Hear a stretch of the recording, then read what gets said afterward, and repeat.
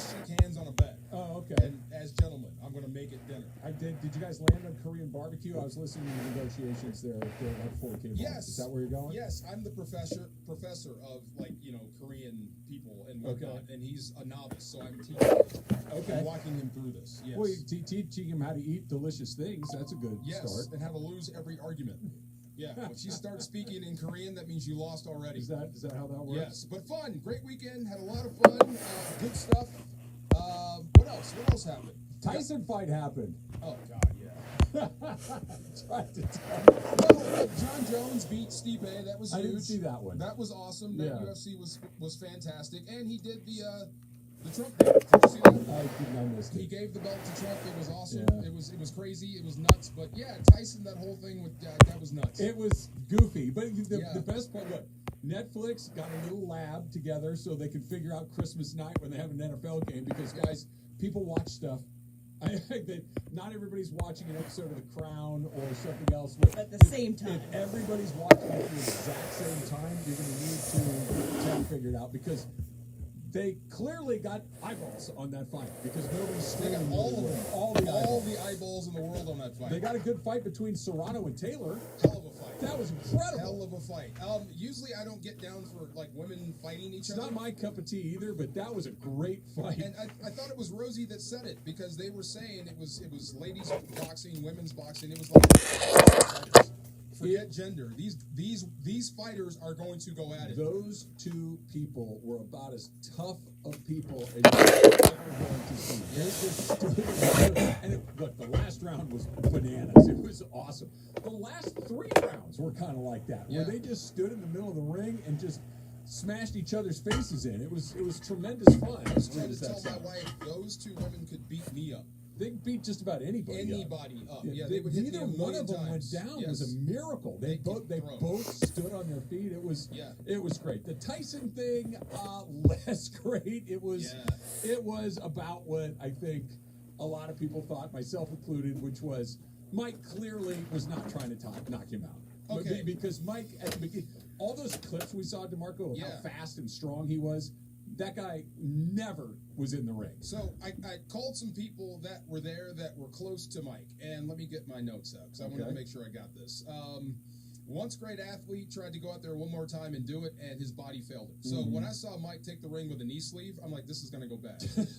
Seriously. Good sign, the only other time I've seen a few guys go out there with a knee sleeve, and they've all were compromised. One was Michael Spinks versus Tyson. Right. Yeah, I remember that. You can't run, you can't move. So 91 seconds. Jake Paul is the living embodiment of everything that's wrong with this country. Okay, These are their quotes. Most people are crying fix, probably lost money on the fight. Wait, lost money as far as their bets They didn't hit? bet on the fight, Okay. whatever. Most people, they were crying fix, probably lost money on the fight because wagering money clouds your judgment. It does. But I don't think it was fixed in the sense that it was just understood that Mike was not going to knock him out. If Mike wanted to knock him out those first 2 rounds, I'm convinced he could have. That Mike had him a couple of times. Paul had his hands down, and Mike had punches loaded, ready to go, and he just decided not to throw. Okay, so this is nothing new. This is what happens when an old boxer tries to... I have to look at it 2 ways from a guy that loves boxing. So either one, I've got to say, Jake Paul, you had a dead man in front of you, and you couldn't take him out.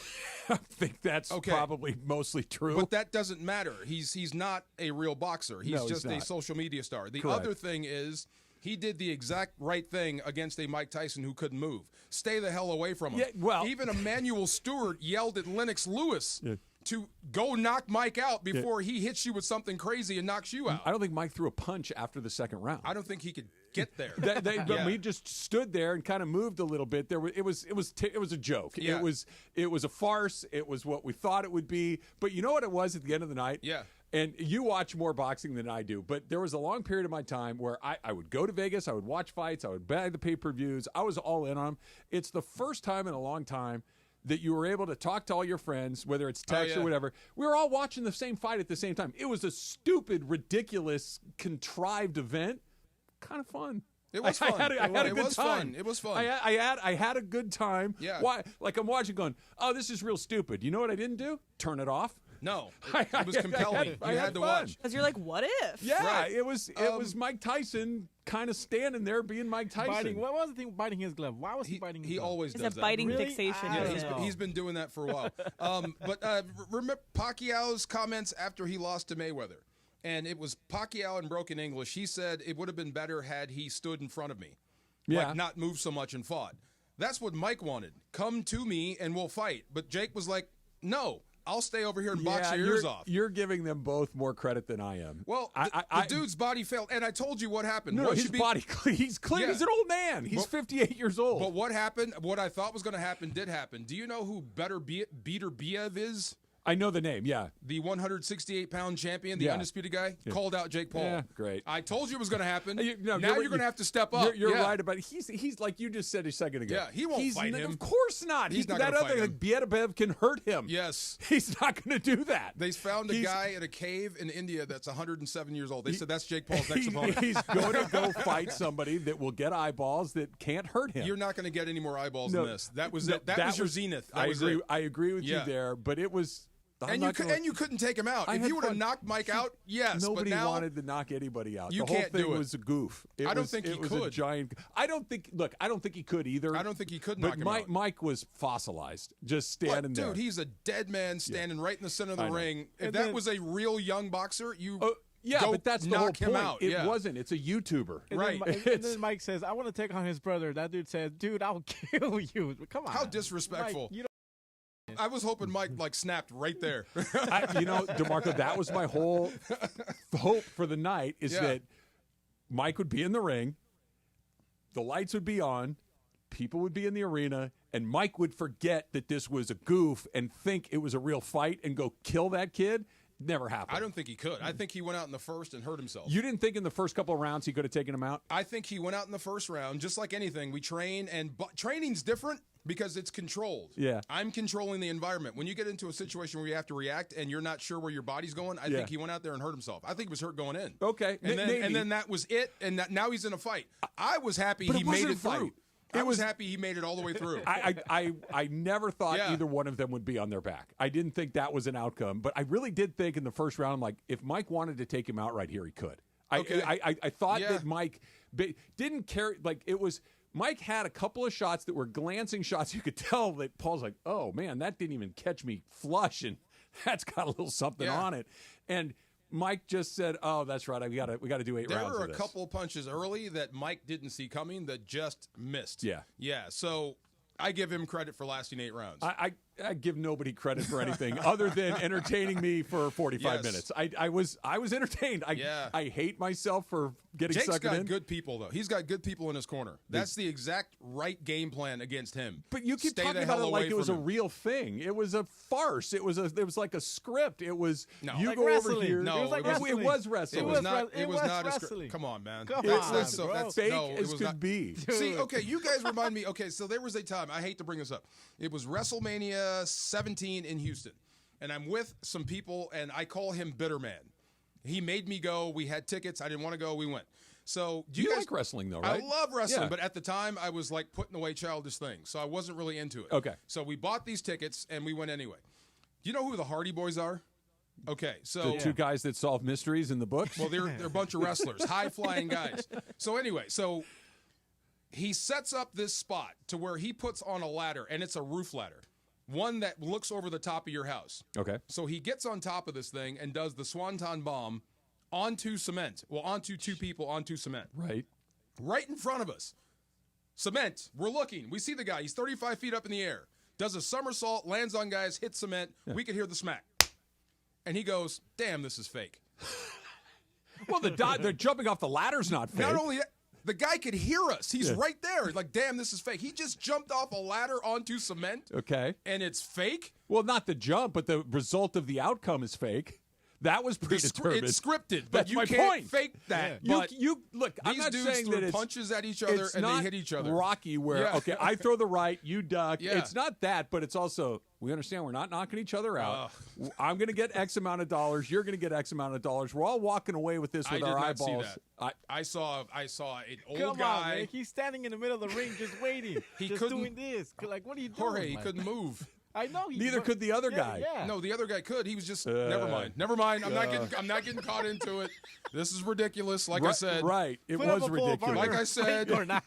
Go ahead. It was ridiculous. It was fun. Ridiculous. Yes, It literally was like unbelievable. wrestling. And I then if you knew it. like wrestling, It was not It was wrestling. fun. It was not wrestling. yeah, it was more Okay, entertaining. we were than missing the wrestling. ladder then. Sorry. No, Mike couldn't okay. jump off a ladder Okay. for it to be wrestling. I've seen Holifield's last fight. It was terrible. I saw Bo's last fight.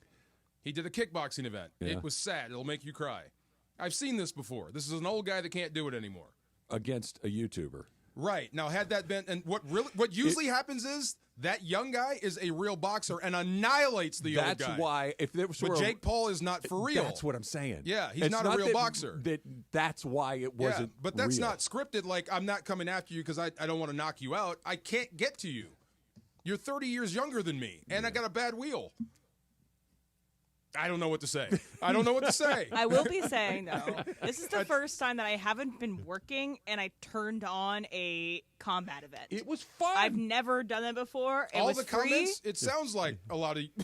That's what it sounds like. What do you mean? I mean, we've seen this before. This type of fight, Yeah, to of where course. the old guy doesn't have it, Of course. But usually, to your point, the opponent isn't a YouTube star. and we're crying at the end because the old guy gets his I head know. knocked No, off. that would be had this been a Yeah. how old's Jake Paul? 28, something like that.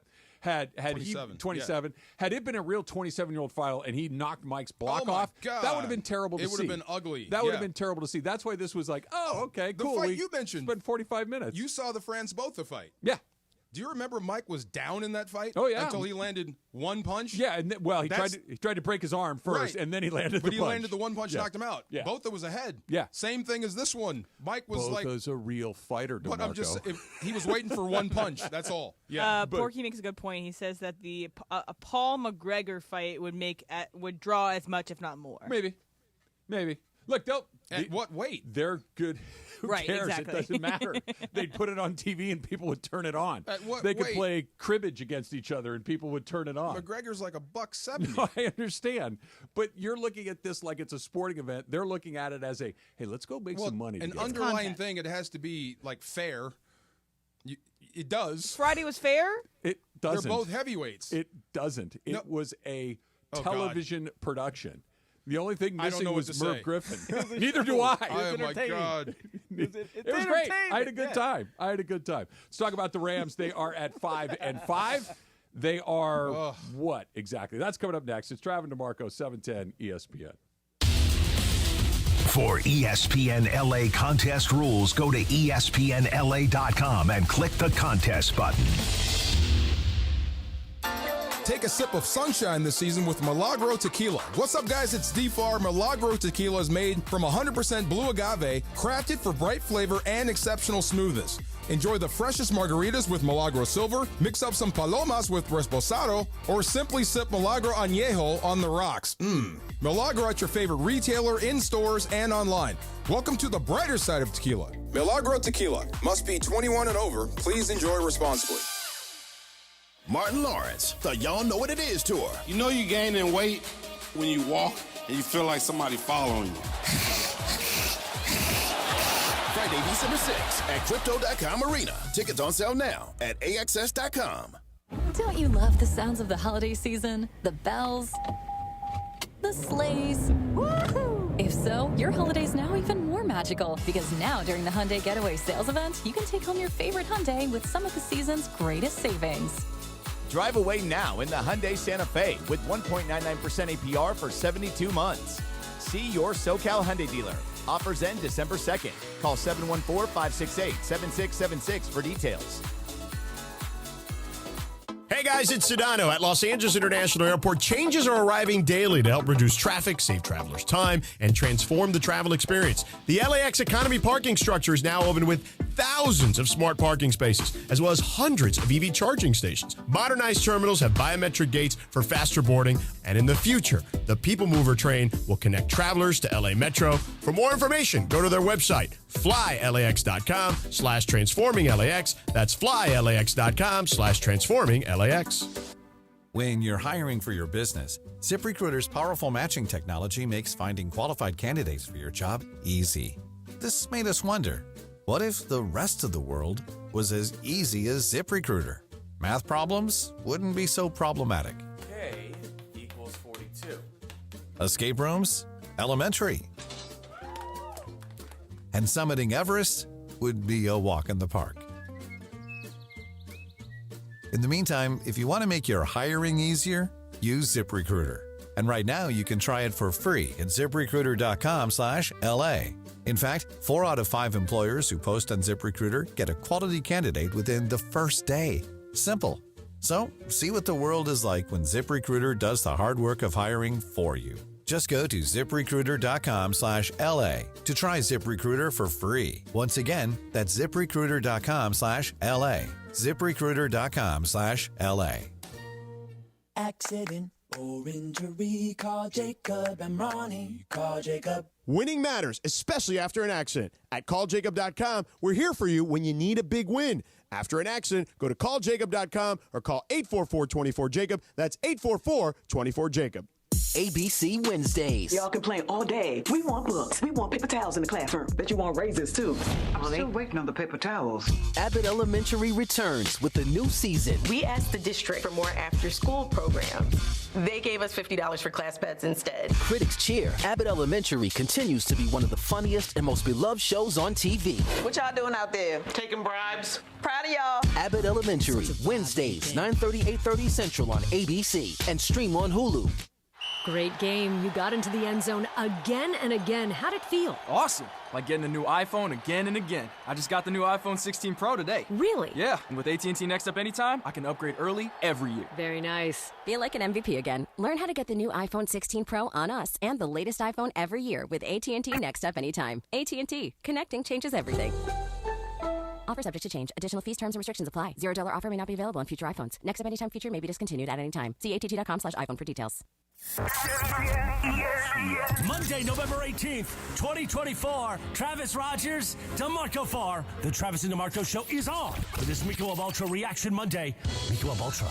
2.6 carbs, 95 calories. It's only worth it if you enjoy it. Before the game yesterday on the Rams pregame show, DeMarco from the sidelines of Foxborough said the Rams had a look in their face. Well, the game started a little... Well, the way the game started, we wondered what that look was, but don't have any fear. Oh, Matthew Stafford. Stafford begins a new possession from the red zone. Opens up right. Play fakes. Set up the throw. Launches to the end zone. Puka. Diving catch. He's got it. What a touchdown, LA. Nakua's first of the season on the first play after the takeaway. A 12-yard scoring connection as he gets to his feet shaken up. Yeah. Now he takes a knee. Oh, he lays out on that right sideline 3 yards deep in the end zone, working against Jonathan Jones. He possesses the football and then slams down on top of it. Rams win against the Patriots. 3-way tie now at 5-5 in the NFC West. What does it all mean? Travis and DeMarco are going to tell you. Plus, the Lakers action from the weekend. USC wins a game. USC football, I mean. Because USC basketball lost last night to Cal. What the F, man? Yeah, I said what the F. Let's do it. A Monday with the Travis and DeMarco Show right now. Oh, Matthew Stafford is right. There? 4 touchdown passes Yeah, is a pretty good day for my guy, Matthew Stafford. Passed Eli Manning for 10th all time in the NFL touchdown passing list. DeMarco, I have a very detailed, nuanced X and O football question for you. Are you ready? Yeah, go ahead. Are you sure you're ready for it? I am ready. I don't want to have to put you on blast by not having your football acumen be exposed. Go right for here. it. Are the Rams any good? Yeah, they're pretty good. Okay, they're pretty good. Are they? They're pretty good. I can't tell. Because 1-4 is bad. 4-1's really good.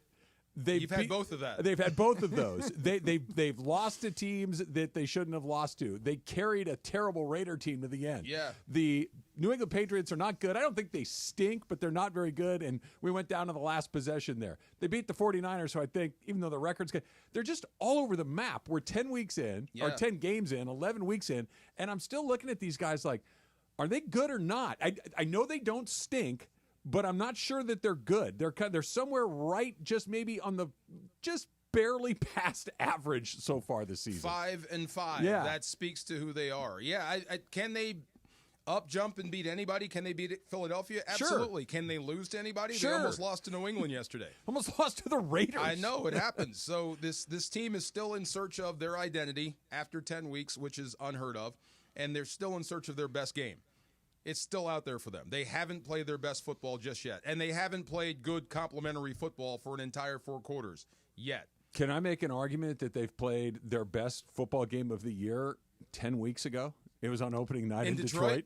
They lost that one, though. They did, but Yeah. it was against what I think that we would all agree is the best team in the league. Oh, yeah. It went into overtime, and the Rams probably should have won that game. It wasn't like they blew it, but that was a game that they had an opportunity to win it, and they just didn't. The Lions beat them in overtime. Okay, so if that was their best game and they lost, then they would be a bad football team in my eyes. So when you play your best football team, you should win. That's what I said about New England and the Rams. If New England plays their best game, Drake May plays his best, and he did, Stafford and the Rams play their best, the Rams still should win. They have better players.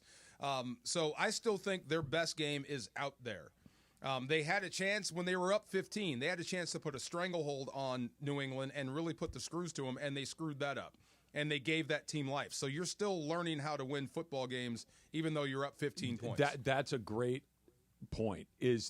They don't seem to have that ability to knock the other guy out. And that's hard to do in the NFL. It's pretty rare where you don't see an NFL game at least be relatively competitive deep into the fourth quarter. That's just life in the NFL.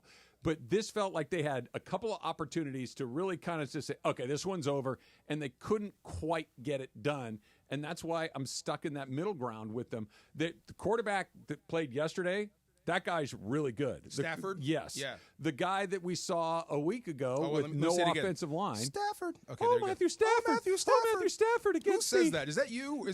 Who's he mimicking? Me. Oh, you? Have I ever Okay. sounded like that? No, ever. No. Well, that's all Okay. right. I'll Oh, take it Matthew anyway. Stafford. Oh, Matthew Stafford. See, it's going to pop out when I'm talking to him. Against the Yeah. Miami Dolphins. When we do like the little thing at the end with Matt, I'm going to go, oh, Matthew Stafford. I'm sorry, man. My bad here. You shout me out. I may like do that, it. yeah. I like it. That he had a bag, for obvious reasons. The offensive line was bad, but if we were gambling, I'm not putting anything on the good side or the bad side. I don't know. They what could they're either gonna win be you a week lot to of money week. or lose you a lot of money. But I would say this: any team that's struggling, especially a team that has their weapons like Cooper Kupp, Puka Nacua, Kyron Williams, if they're still struggling or 500 or below, then look to the O-line. And I think that's where all the issues are coming from. It's been a revolving door. Much better yesterday. Better yesterday, and it has a chance to get better if you keep the same starting 5. But even it's going to change against Philly if Rob comes back. Yeah. That's what I'm saying. It keeps changing, so there's no continuity there. It's hard to be good on offense when there's almost zero continuity offensively on the offensive line. I like what they did yesterday. Obviously, Warren McClendon at right tackle, he was there out of necessity. He was not there because he's your first choice. He's there because he was really your only choice. He was your last tackle available to play that spot. Played pretty good. Yeah. He did. He played fine. Yeah. I don't mean that disparagingly at all, but Rob Havenstein's going to go back to that spot once he can. Yes. Right? He's going to be your right tackle. Those other 4 guys, specifically Limmer in the middle, that's the right lineup. That just looks like the best version of this Rams offensive lineman. Avila at left guard, Limmer at center. I know that's not what they envisioned in the offseason. You envisioned Avila at center and Jackson at guard. Didn't work out. Didn't work out. Sometimes stuff doesn't work out. And I'll give the Rams all the credit in the world. They got these guys back. They tried it a week ago. Didn't work out. And then went back to the better option, even if they had to eat a little money to do it. Of course. And I know some people, especially player reps, get all upset. And, my guy has to compete for a job. And, he's up this year and all this type of. Hey, look, man, this division race is way too tight to be worried about somebody's ego or trying to get some player count or whatever. They're trying to win games. They're trying to put their best 5 out there so they can win a football game. If that means your high-priced free agent has to take a step back, then so be it. That's just the way it goes. But I agree with you. I said this a while back. I would not take Limmer off the field. No, you did. He's a guy that's been growing and getting better, and you have to put him back in, and next thing you know, you win the football game. Steve Avila is your left guard. I think that's his best position. Yeah, I agree. Take away the thinking. Just go be you. Hit him. Go be Maui from Moana and go maul people. Yes. You're welcome. Yeah, see? There you go. Yeah. Just go be that guy. Why are they so inconsistent? Is it just simply the injuries? Is because it feels like they're kind of frantic is a step too far, but it feels like they're just kind of all over the map at different points. Sometimes the offense feels like they can't find their footing. Sometimes it feels like the defense is chasing themselves around a little bit. Why are they having so much trouble? Like, who's supposed to just be the guy that grabs this thing by the horns and says, okay, guys, this is what we are. This is what we're going to do. It feels like they're kind of all over the map week to week. We're talking about a team and we're talking about a guy, and it's almost the same situation. It's D'Angelo. It's the same thing. You're all over. You're erratic. What you're lacking is leadership. You're lacking on-field leadership. That's what I think is missing from this football team. On both sides? On both sides. I mean, you have leaders in Kupp. You have leaders in Matthew Stafford, but it's different. They have their own issues. I'm talking on the defensive side, where Jared Verse is probably your barn boss, and he's a rookie. He needs someone to tell him. He had a stupid penalty yesterday. That's what I'm saying. I get where you're coming from, and I get the emotion. You want to help your guy, but you can't do that. You're off the field. Yeah.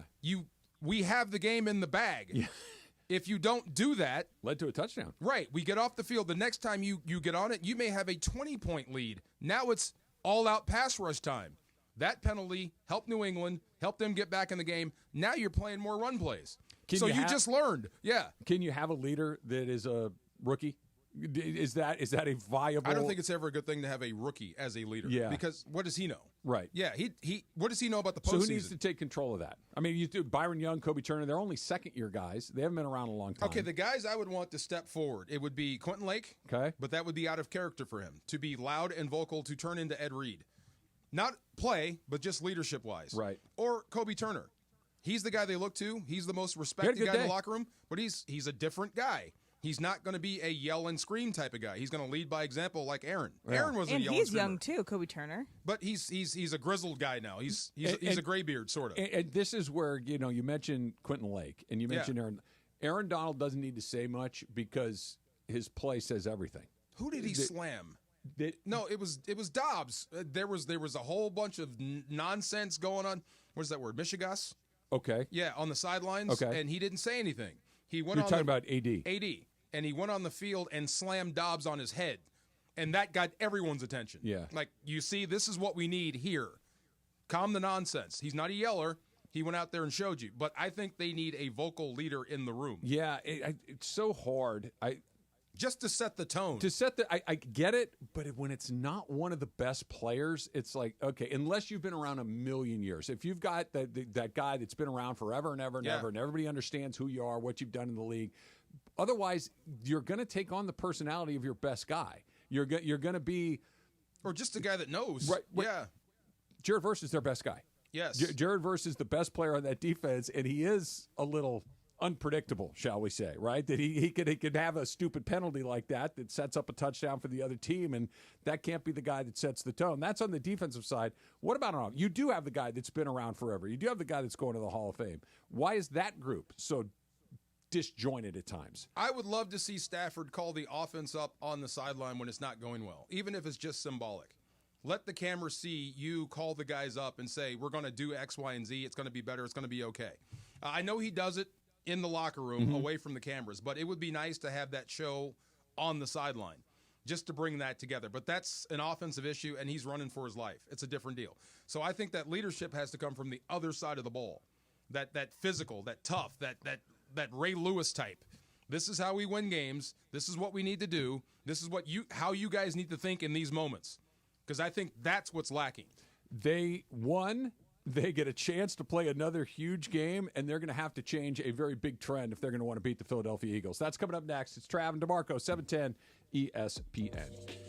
We get to see my pals from Rotolo Chevrolet coming up this Friday. We're going to be out at Legends Attic, and that means Mike Capozio, that means Eddie, that means all of my friends from Rotolo Chevrolet, because those guys know what's up. They know how to take care of you. That's why they've won Dealer of the Year 13 years in a row.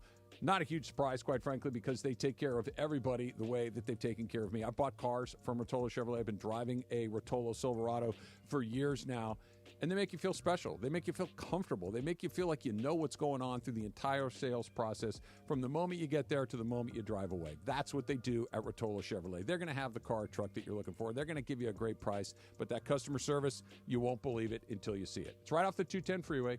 Sierra Avenue exit, right there in Fontana. And if Fontana's a little far, a little bit longer drive than you might want to make, go online, RotoloChevy.com, ROTOLO, RotoloChevy.com, and tell them that Travis sent you. The most followed sports radio station in America. 710 ESPN. At ESPN Los Angeles on Instagram, Facebook, Twitter, YouTube, TikTok, and Twitch. LA's mega sports station. 710 ESPN. Hey, it's Sedano. LA is the home of champions, so celebrate like a champion with Tequila Mandala. Award-winning artisanal small batch premium sipping tequila. Our friends at Tequila Mandala turning tequila fans into Tequila Mandala fanatics. Made from the finest mature agaves to bring you the perfect sipping tequila, from their Blanco to their flawless year extra añejo. Up your game with Tequila Mandala and experience the best award-winning premium tequila. Available everywhere fine tequilas are sold. Visit tequilamandala.com for more details. One of LA's best kept secrets in the heart of Los Angeles, East Central Hotel offers effortless accommodations and unparalleled accessibility. The East Central Hotel is for everyone looking for entertainment, with their trendy, spacious rooms, a renovated gym, and a patio lounge for breakfast, dinner, and drinks. Stop by their incredible Nixo Lounge before your next event at LA Live. Book your stay at eastcentralhotel.com or call 213-748-1291 today at Entertainment's official address. Hey guys, it's Cappy. You've heard me talk about my personal situation with my divorce and subsequent custody battle in the past, and I know that you need a team behind you to get the justice you deserve. My friend Mark Reel and his team at Real Fathers Rights are here to help you guys. Visit realfathersrights.com/710. That's REEL, realfathersrights.com/710, or call 323-870-1611. That's 323-870-1611. Real Fathers Rights, the Father's Rights Attorneys. Party and play at Hollywood Park Casino. Join Travis Rogers and Kirk Morrison Sunday, November 24th for their live Rams postgame show from Ray's Lounge at Hollywood Park Casino. Win prizes and party with Travis, Kirk, and ESPN LA fans. Hollywood Park Casino is Los Angeles' premier card room casino and entertainment destination. Enjoy a postgame meal and drink at Ray's Lounge right after the game. Party and play at Hollywood Park Casino.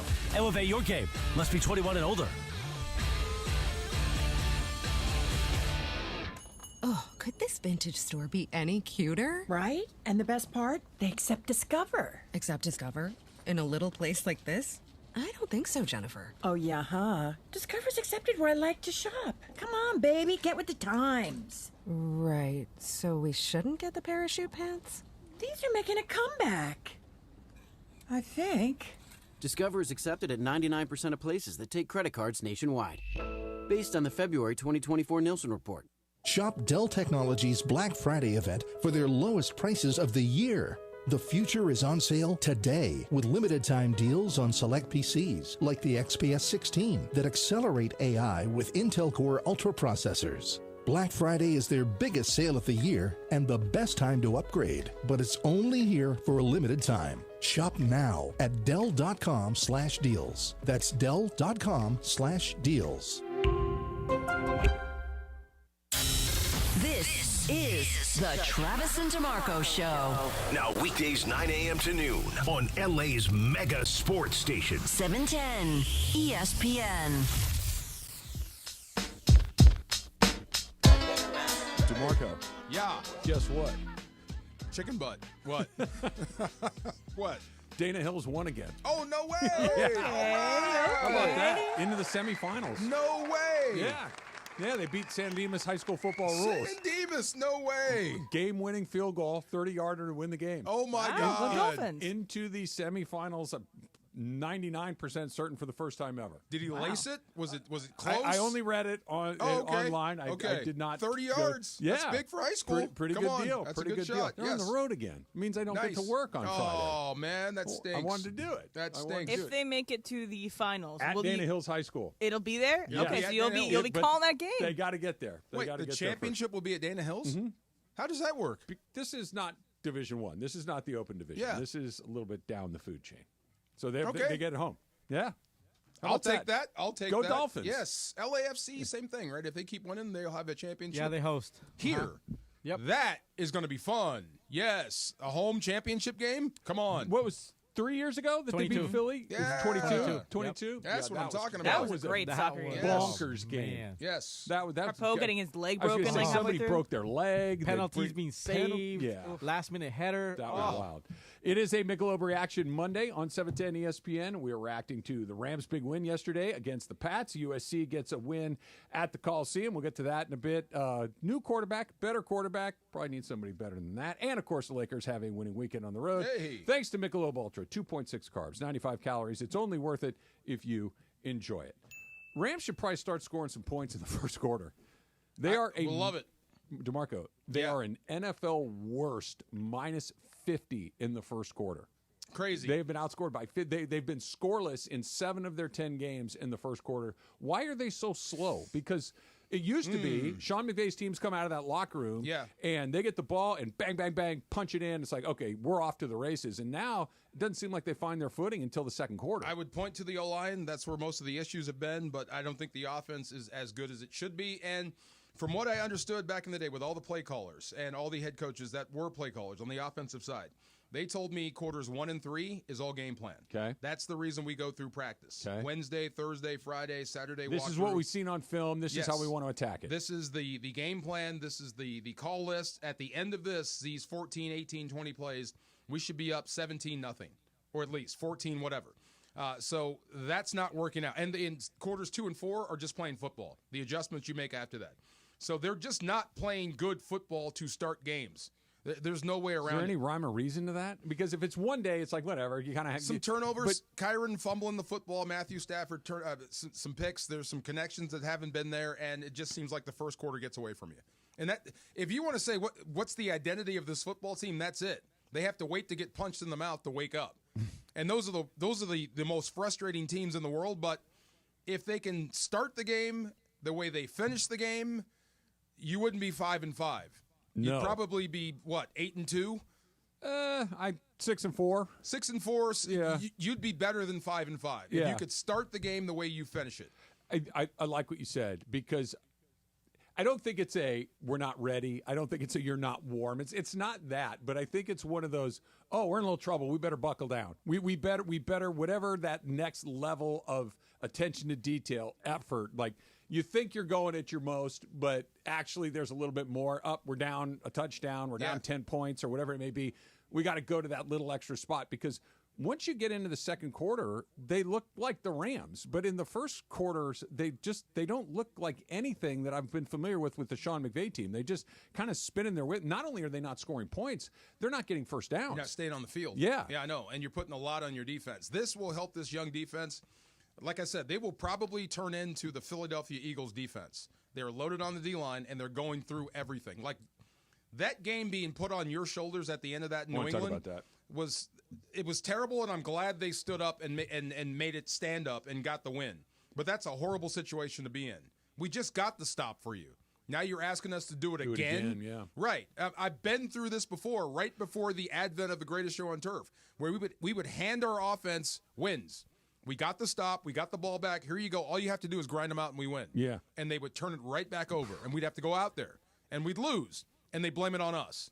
And that's how it would be so frustrating. Well, they blame it on you because you happen to be on the field. Right. Yeah, but yeah. We made the stop. No, I get it. The game was over. But that's how the finger point starts. So yeah. Let's go through the end of that game, because I think there's a whole bunch of stuff going on. Cut me off whenever you want. 3 pass plays at that point is an interesting decision, that you're going to throw it 3 times in a row when the clock is your friend at that point. You want the clock to spin. The shot to Puka on third down, third and 7, and you take a shot down the field at the end zone. You're on your own 35-yard line. Difficult pass. You take a shot down the field to try to hit a home run, ice the game right there. Okay, whereas if you get something a little shorter, you get Josh Carty now a little. remember, think DeMarcus Robinson a few weeks back. Yep. Same thing. So you have an opportunity to maybe get a little closer, and doesn't work. So now you're 4th down and 7 from your own 35. Your choices are a 52-yard field goal, which is not long, certainly not short. It's more than 50 yards, so it is what it is. Decide to punt from your own 35-yard line. Interesting. It just I'm not used to seeing Sean McVay punt from his own 35. And and DeMarco, I kind of went through a bunch of different motions. It was, hey, what the hell's going on? And then it was, you know what? The defense has been getting home. The defense has been playing well, and maybe this is kind of the pendulum swinging back the other way to we're going to lead with our defense in these moments. We are going to put our defense back out there. It was not that? No. So that shot down the field, right? When you take one to Puka and it doesn't work, that's telling me you're setting up for a field goal. Okay. You are. I mean, you're taking a shot down the field. We feel comfortable at 52. If we don't make it, we'll just kick it, right? Okay. When you trot out the punt team, so you're going to punt on 4th down, then why take that shot? That doesn't add up. One doesn't lead to the other. Right. It's a little disjointed. It doesn't make sense. That's something that you barbecue rookie head coaches for, not experienced guys that have won Super Bowls. Right. It did not make sense. So that speaks to kind of the dysfunction of this football team, where we give them a C plus B minus. Like, there's some stuff that just is not working out. Where was the breakdown? Was it the breakdown in the decision making, the play calling, the execution? If you're going to take a shot there, then that means take the field goal. But if you're going to punt from there, then that play call should be something else. At least keep the clock running. That's what I'm saying. At least keep the clock moving and try to drain them a little bit. I thought, this is funny, I had it in my head for a second. If Chris Shula was Buddy Ryan, then he would have pulled a Buddy Ryan in that situation. You're throwing the ball now? Walk over and sock a guy in the face. Are you out of your mind? You're going to put this on us again? Good old Buddy. Good old Buddy Ryan. You can see why that would frustrate you. You punch Kevin Gilbride. Kevin Gilbride. Why did he punch Gilbride? You're throwing the ball with a lead? Yeah. Are you insane? What are you doing? You're putting this on us again. So that's one of those See, now you're disjointed bumming moments. me out because I was actually kind of optimistic. I'm like, look, this is saying Jared Verse, go get a sack. Braden Fisk, go get a sack. Kobe Turner, do your thing. No, you're setting yourself up for Drake May to break your heart. And that almost happened. Because Drake May was okay that day. No, he's the fine. guy can move. He had a career best day. By the way, he's pretty good. They were that close to making a few big plays. So that's what I'm saying. You don't put this back. Is that a Sean McVay breakdown or is that a Matthew Stafford breakdown? I think it's just a collective? It's a collective. It's a team breakdown. It's just not being on the same page. I'm not sure if that's how much did the decision not to kick the field goal go to the fact that Josh Carty missed a 27-yarder early in the game. Okay. That's as close as you get. Every specialist was struggling in warmups. Every single one, even the Patriots. And that's a weird situation, that stadium. It's field turf. It's cold, but it's not wet. Yeah. And it's just weird. There's a swirling wind. They were all struggling. Okay. You saw Ethan Evans. Yeah. Long off the tee, short off the tee. Was not sure where this is going. So I think that's hit or miss from 52 with Carty. Especially where he is right now. Hit or miss. Let's back it. If you are, and if you miss, you gave the game away. They got the ball at midfield, and they're down 6. So a touchdown beats you. But if you are worried about Carty because all the things, the wind is swirling, the field is slippery, it's cold, nobody's quite feeling good about it, then why throw the ball on 3rd down? Great question. I cannot wait. We have the coaches show tonight. I bet JB Long beats me to it. That's going to be our first question. But 2:37 with a lead.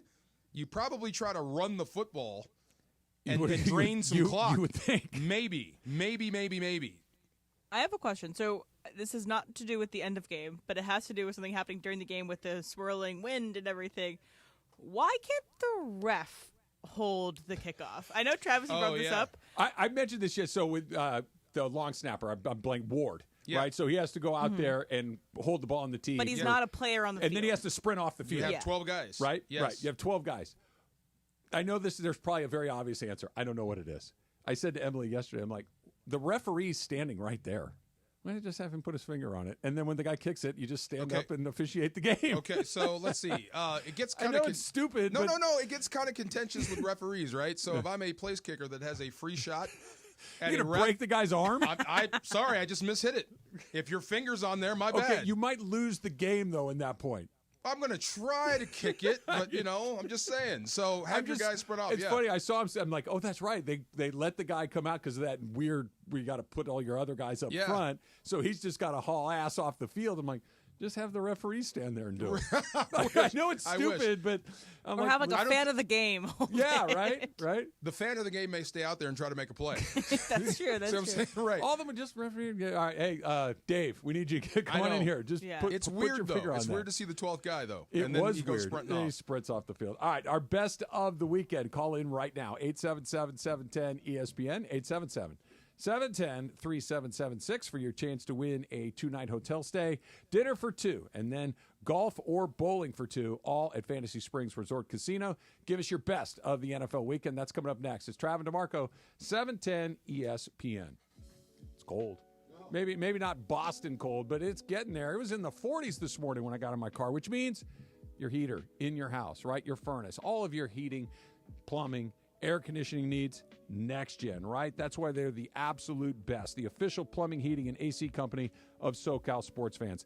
The best in the biz. I can tell you, they came out to help me with my air conditioning. They came out to help me with my water heater, and thousands of 5-star reviews online. That's how you know they're the absolute best. So why not have them come out, check out your entire system as you get ready to flip on that heater for the first time in a while. Call 833-3-NEXTGEN, 833-3-NEXGEN. Expert plumbing, heating, and AC solutions. Quick and easily scheduling options as well. But you got to pick up the phone. You got to give them a call, 833-3-NEXTGEN, or visit nextgenaironplumbing.com to schedule your appointment online. You never have to miss a moment of LA's mega sports station. Get the all-new ESPN LA app. Just search ESPN LA in your App Store or Google Play. Download, tap, and bam! You got 710 ESPN in the palm of your hand. Hey guys, it's producer Lindsay. Listen up, sports fans. Gear up for your next game day hang with your friends. What's on the menu? Sliders, wings, chips, and salsa? Well, all your favorite game day foods go great with Stella Rosa wines, a semi-sweet and semi-sparkling wine that must be served chilled. Stella Rosa can be found at your local retailer, so remember to grab a couple bottles next time you shop. Nothing sweeter than a cold glass of Stella Rosa and watching your team compete. Please celebrate responsibly. Martin Lawrence, the Y'all Know What It Is tour. You know you gaining weight when you walk and you feel like somebody following you. Friday, December 6th at Crypto.com Arena. Tickets on sale now at AXS.com.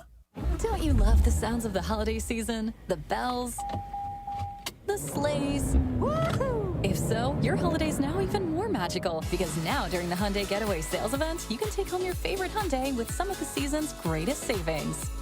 Drive away now in the Hyundai Santa Fe with 1.99% APR for 72 months. See your SoCal Hyundai dealer. Offers end December 2nd. Call 714-568-7676 for details. At Children's Hospital Los Angeles, we're a nationally recognized leader in pediatric care, honored by U.S. News and World Report as one of the best in the country. Here, we achieve amazing breakthroughs that change lives. From groundbreaking cancer therapies that offer new hope to young patients, to advanced heart procedures that save lives, we partner with families to conquer challenges and achieve extraordinary outcomes. Choose the best care for your child at chla.org. Want to have more fun watching the NBA? Play Sleeper Picks. Download the Sleeper app today and pick more or less on at least 2 players' projected stats, points, rebounds, assists, and more. If you're right, you can win up to 100 times your cash. Sleeper has a special offer for NBA tip-off. Your first deposit will be matched 100% up to $1,500. Use code 710, and your first deposit up to $1,500 will be matched. That's code 710. Must be at least 18 years old. Promo code, location, and other restrictions apply. See terms of use for details. Please play responsibly. Call 1-800-426-2537 for help. Accident or injury, call Jacob and Ronnie. Call Jacob. Big news, Rams fans. Your favorite team added some new personnel. I'll cue up the announcement. Here we go. With the next pick in the NFL draft, the Los Angeles Rams have chosen Jacob and Ronnie as their chosen legal partner. That's right. The Rams decided to call Jacob. So remember, Rams fans, when you're injured, call the chosen legal partner of your favorite NFL team. Call Jacob. Call Jacob. Maui and Moana, together again. Can I get a chee-hoo? This Thanksgiving, if you can watch one movie, Hey, you wanted to come this time. make sure it's Moana. Moana. Moana. Moana. Moana. Moana. You might want to hold on. Disney's Moana 2, rated PG. Parental guidance suggested. Only in theaters November 27th. Tickets available now. Hey, fans! Welcome back to Fansville's Cheers and Tears. Oh. Okay, so like everybody deals with losing, right? To a rival on a last-second field goal. Whatever, it's fine. I'm totally fine. But I cope with losing with an ice-cold Dr. Pepper. Those 23 flavors are like so delicious. They totally wash away the pain of your college football team taking a big fat L. College football. It's a pepper thing. And it is the Travis and DeMarco Show right here on 710 ESPN, a Monday edition, which means Fantasy Springs Resort Casino is going to help us with the best of the football weekend. Best of the football weekend. Let's get his thoughts, the Rams Super Bowl champion, DeMarco Farr, with his best of the football weekend right now. Is there anything better than Puka Nacua scoring a touchdown? First of the year. Is there anything better than Puka Nacua's hair when he's scoring a touchdown? I'm very jealous. Is there anything better than his hair when he's scoring a touchdown and flying through the air at the same time? A great catch. Tremendous, hell of a catch, laid out and got it. That is classic Puka Nacua right there. I'm going to catch it, I'm going to score, I'm going to hurt myself all in the same play. And then he puked. And then guess what? He came back and played. Lazarus Nacua. We've had two different Puka puking stories. Yes. He puked in Cooper Kupp's bushes in the preseason. Yes. When they were working out together, and then he landed on the. You could tell. Emily and I were watching it in the conference room yesterday, and he lays out, makes that beautiful catch, lands right on the ball, and you can say, "Oh, that's the worst." Yeah. Because you could tell it knocked the air out of him, and it probably knocked the food out of him. It shook the ground. I could feel it all the way across the field. But when those two guys are going, when Matthew Stafford and Cooper Kupp are simpatico, and they're on the same page, and they're seeing the same stuff, like that touchdown catch to Kupp. When they saw it the same way at the same time, bam, touchdown. And Puka's doing his Puka thing. Yeah. You tell me who stops that. It's you really tell me tough. you tell me what. It's really tough. Yes. So Puka's catch, my best of the week by far. I don't know if this matters or not, DeMarco. Does it matter who's, WR1, WR2 with those guys? Does it matter at all? Because they feel so interchangeable to me. Okay, so when Cooper caught a pass, and I'm going to fumble this, he said it's Isaac, Torrey, and Cooper on the all-time list for Rams. Okay. Or maybe it's not Torrey. Anyway, but back in the day, I would walk into the receiver room when you got Oz Hakeem, Isaac Bruce, Torrey Holt, Ricky Prohl. Sure. And I would say, who's receiver one? And they would all raise their hand with straight faces. Yeah, they're not messing around. It's me, and they really mean it. So I don't think there is a receiver one. It's just who's open. All right, I'll give you my best of the weekend, and it's because it helped the Rams and kept them very much alive. How about Geno Smith with the quasi-walk-off touchdown run? Sorry, Jorge, against your Niners. It gives them, the Seahawks, their 5th win of the season. It gives the San Francisco 49ers their 5th loss of the season, and the entire NFC West is bunched up at 5-5, except for Arizona, who's at 6-4. And you want to hang your hat on Arizona? Go ahead. I'll take the field at this point. Yes. Yet it was a very welcome surprise to see Geno. Not that it was Geno, but that the Seahawks went into San Francisco and had a walk-off win against the Niners. That was a big, big win for the Rams. I hope they pay him. I hope they pay him a lot of money to stay there. I really do. Yes, but that great win. All right, the best of the weekend from Shane in Irvine. Shane, what was your best of the NFL weekend? Best of the weekend for me, I'm a little biased because he's on my fantasy team, but Josh Allen, 26-yard rushing touchdown with 2:15 left in the game to seal it. I think it was a really ballsy move, and we all love to watch Chiefs fans cry. So. Do we? Do we love to see Chiefs fans cry? I think they've passed the threshold. No, I like seeing Patriots fans cry. Sure, because they won all those Super Bowls. But why Kansas City? Because they're good? Yeah. Oh, okay. That's We're right. jealous. You don't root against bad players or bad teams. You only root against the good guys and the good teams. I didn't know we reached that level for Kansas City, but I feel you. Totally feel you. Heck of a run. Good job, Shane. Stay on the line. Emily's going to make sure that you get what you just won, which is a 2-night hotel accommodation, dinner for 2, and golf or bowling for 2, all of it at Fantasy Springs Resort Casino. Congratulations to you, Shane in Irvine.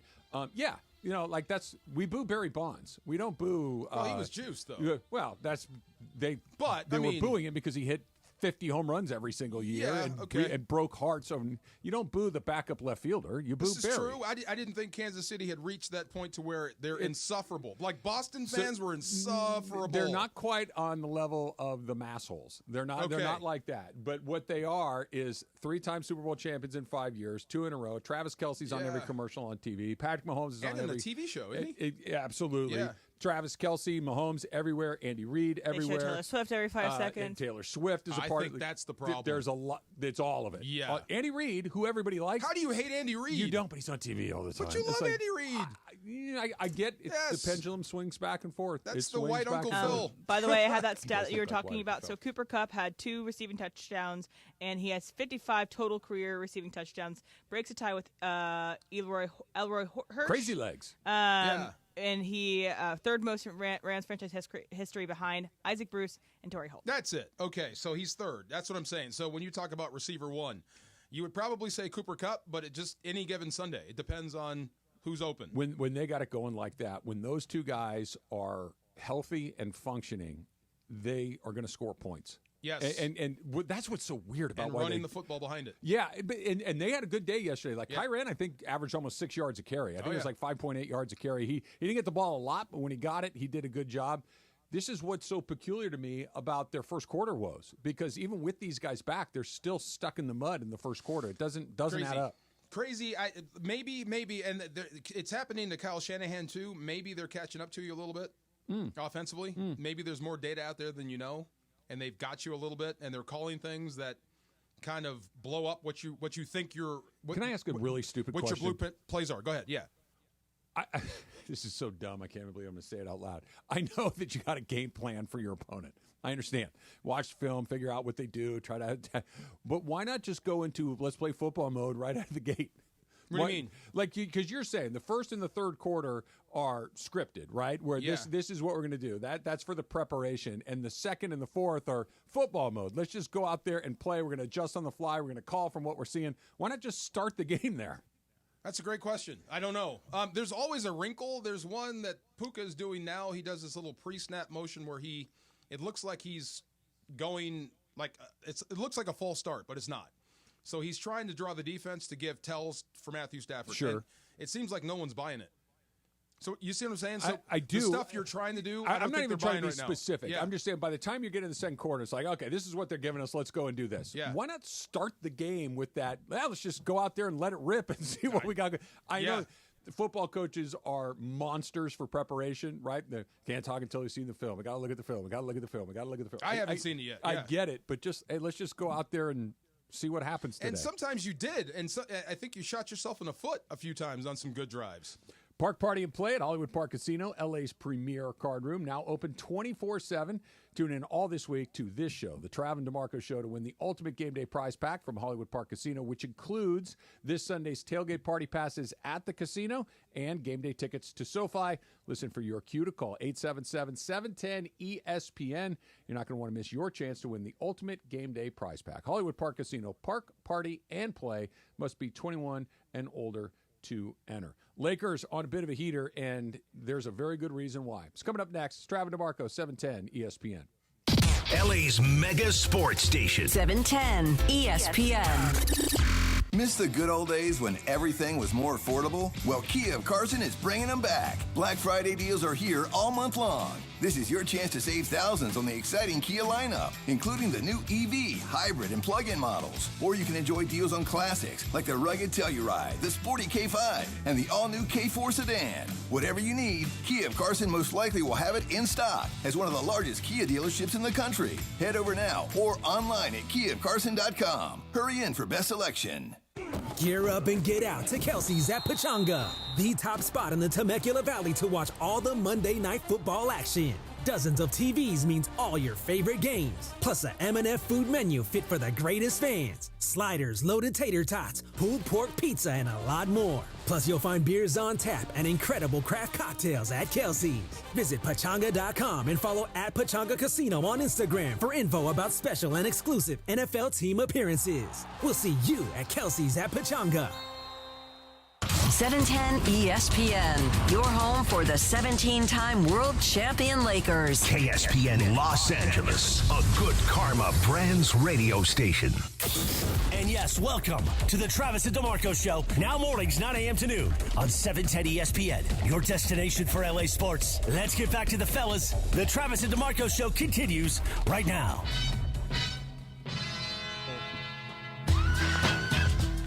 Describe my entire Saturday by this song. Trying to think what you did on House Saturday. of Pain. Jump around. Jump around. A lot of Boston guys. Providence guys. Did you just shut it down when you got into Boston? Did you They go were out actually and cool. have a We went drink? out. We went out. We hung out. It was actually the hotel we were at. There was a Sarah Silverman show right next door. Oh, I love her. So there were thousands of people there. Okay. And then all of a sudden they just cleared out to go to the concert. Oh, yeah. She's funny. Concert or show? What do you call that? Stand-up act. Yeah, show. Show. Yeah. Yes. So they were all there. But yes, that was the bar for about a good hour. Was House of Pain time. Okay. I thought Yes. you were talking about maybe you were watching Wisconsin and Oregon when Wisconsin was playing their jump around and going into the fourth quarter. They almost shocked the world. Not shocked the world. Shocked college. Can I make – this is my complaint for the 12-team playoff. That could have been incredibly exciting. That Wisconsin, who's mediocre, taking out the number one team in the country in the middle of November. That would have been calamitous a year ago. Like Oregon's hanging on by their teeth. If they lose this, they're losing to an unranked team. They drop from 1 to probably 7 or 8, et cetera, et cetera. Instead, it's like, yeah, this is kind of fun because it's the number one ranked team and they might lose. But even if they lose, they're still going to go to the playoffs. They're still going to make it in. Yeah, it takes that there's a net now. Kind of like, all right. Now, maybe not for Tennessee, maybe not some for these other teams, but I like that, and I get why we did it, and I don't totally hate it, but I like that netless trapeze that guys were doing every once in a while. It was incredibly exciting. You mean old school college where one loss could be the end? Yeah, and especially if you were a team like Oregon, a West Coast team, that you had to run the table to get in. Like the Huskies last year. You got to kind of have to run the table to get in. If you have you stub your toe against somebody, it's like, I knew they weren't any good. SEC, you can lose one. Big Ten, you can lose one. In the Pac-12, you really couldn't afford to do it. Yeah, depends on when. Yeah, you lose in September, fine. You get hot. Run off 10 in a row, but a loss to an unranked team late in November? You're out. That's it. You're absolutely done, and you're out. Yeah. Well, I mean, welcome to junior football. It's no longer college. This is the junior pros. And I still like it. I still had a really good time. You got a playoff. It's different now. SC's got a new quarterback. Yes. Or at least a new quarterback they put in. We'll get into that in just a little bit. He looked pretty good, yeah. He looked pretty good. You know what? Let's talk about it. Yeah. I think that's perfectly right. Yeah. He looked pretty good. He threw an interception right at the beginning, pick 6. Yeah. You're like, oh boy, okay, here we go. And then he's pretty good after that. Yes. And he brought an element to the team that was not there with Miller Moss. He can move his feet. He can run. He can make plays off schedule. You and I have talked about this with, whenever the Rams decide to go to another quarterback, it might be kind of fun to see somebody that can do stuff off schedule. Yes. That being said, Maeva did not make you go, we got our guy for the rest of his time here at SC. That was all right, let's keep looking. I think it kind of helped Lincoln Riley's cause a little bit because he's not that much better than the other guy. He's a little bit better, but he's not that much better. Like, what were you waiting on if he turned it out and had one of those Heisman Trophy weekends? Travis Hunter weekend? Right. Then you'd be like, well, why didn't you start him sooner? But I think all that's obvious now is he's better than Moss. That's it. Now, how good is he going to be? I don't know. How good are you with him? You're okay. I think that's where you were with Miller Moss. They got to win one of their last 2 games to be bowl eligible. That's right. That's the weird part that USC finds themselves in, and they'll probably beat UCLA. Probably, But I wouldn't be shocked if UCLA beat them. I wouldn't either. Yeah. I mean, it's a rivalry game. So if I'm them, I'm practicing like now. Yeah, look, I'm sure we'll spend some time talking about it this week. But UCLA is better than I thought they were going to be. Yeah. And SC is worse than I thought they were going to be. Crazy, right? They're meeting far more towards the bottom than towards the top. But, yeah, I wouldn't be shocked. But SC had a weird weekend. They won a game. The vibe in the Coliseum, by all reports, was kind of subdued at best. Nebraska's mid at best. Yeah. I think they've lost 4 of their last 5 games. They're not a particularly good team. And then you have all sorts of guys in the recruiting situations that are going different places. Julian Lewis, who's the number 2 ranked quarterback in the country, committed to SC, decommitted to SC over the weekend. Another guy, Hassan Longstreet, decides to go from A&M to SC over the weekend. USC this last week lost a defensive lineman to Miami, a cornerback to Auburn. This is the scariest part. Not what they might finish. What are they, right? They might finish 7-5. They might finish whatever it is. They got to get better players, and better players are not going to be beating down the door to a 500 team. Not unless you pay them. Yeah. Well, even if you do, there's other teams that are going to pay you too that are better teams. And a 500 team with a coach that has a hot seat, potentially a lame duck coach. Could be. But one of the best recruiting tools that I've seen is that sunshine. When you're watching a game from the East Coast and it's cold, and you watch SC on TV, and it looks nice in Los Angeles. Hey, Ma, I think I want to get out of the cold for a while, and SC's paying, and I can start right away. So it just depends on what position you are and how do you feel about Lincoln Riley? You're not going to fire him. He's not this year. He's not a guy that's on a hot seat to begin with. It's tepid. Yeah. I don't know if it's hot or I don't even know if it's tepid. That's a good word for it. Yeah. And the guy does know how to talk to quarterbacks. Yeah. How many Heismans? Three Heisman Trophy winners. So, I mean, he's still got some gravitas to him. And if you add some pay to that, and that USC is kind of middling, so you could kind of recruit that way. If we bring you here, you can start right away. You become a star, and you get money too. I mean, it's still an attractive destination spot for recruits. This is I think the $25,000 question. I don't know if it is the way that it used to be. It's certainly more attractive than other places, some other places. But everything that you just talked about, money, weather, opportunity, go to the NFL, all of these things. I can go to Texas. You can. You know what I mean? Weather's nice there. They're loaded, though. Yeah, maybe the path to play isn't right there, but if they're coming at you, if the Longhorns want you, or if Georgia wants you, and these other schools that have all of these things to offer that USC does, and by the way, we're just a better team. Yeah, we're going to play in more important games. We're going to go to the playoff. Georgia can realistically walk into your living room, and maybe even Texas at this point too, and say the odds of us making the playoff are way better than us not. I don't know if USC can say that right now. They can't say it right now. No, but they can say with you we can get back, and you'd be the guy. Carson Beck is a senior, right? Yeah. He's gone, so they're going to be looking for a guy. Do they have one in waiting? They might. I don't know. And Texas, what's the kid's name in Texas? Ewers. Is he out? Probably, but you got Manning waiting there. Okay, so SC might be wide open. That's what I'm saying. Why is the other quarterback? But why would I want to go to a 500 team? I mean, because I can make them better. I can make them better, and I can put myself into the. I can up my draft stock by coming here. And the quarterback in waiting in Georgia is Gunnar Stockton, who's a former four-star quarterback, redshirt sophomore. I knew it was Gun something. Yeah, but also anyone in Georgia could go and find someone else. Gun something. Gunner at Georgia. Gunstrom. Gunwick. Right. Something gun. A lot of gunners along the way. Yeah.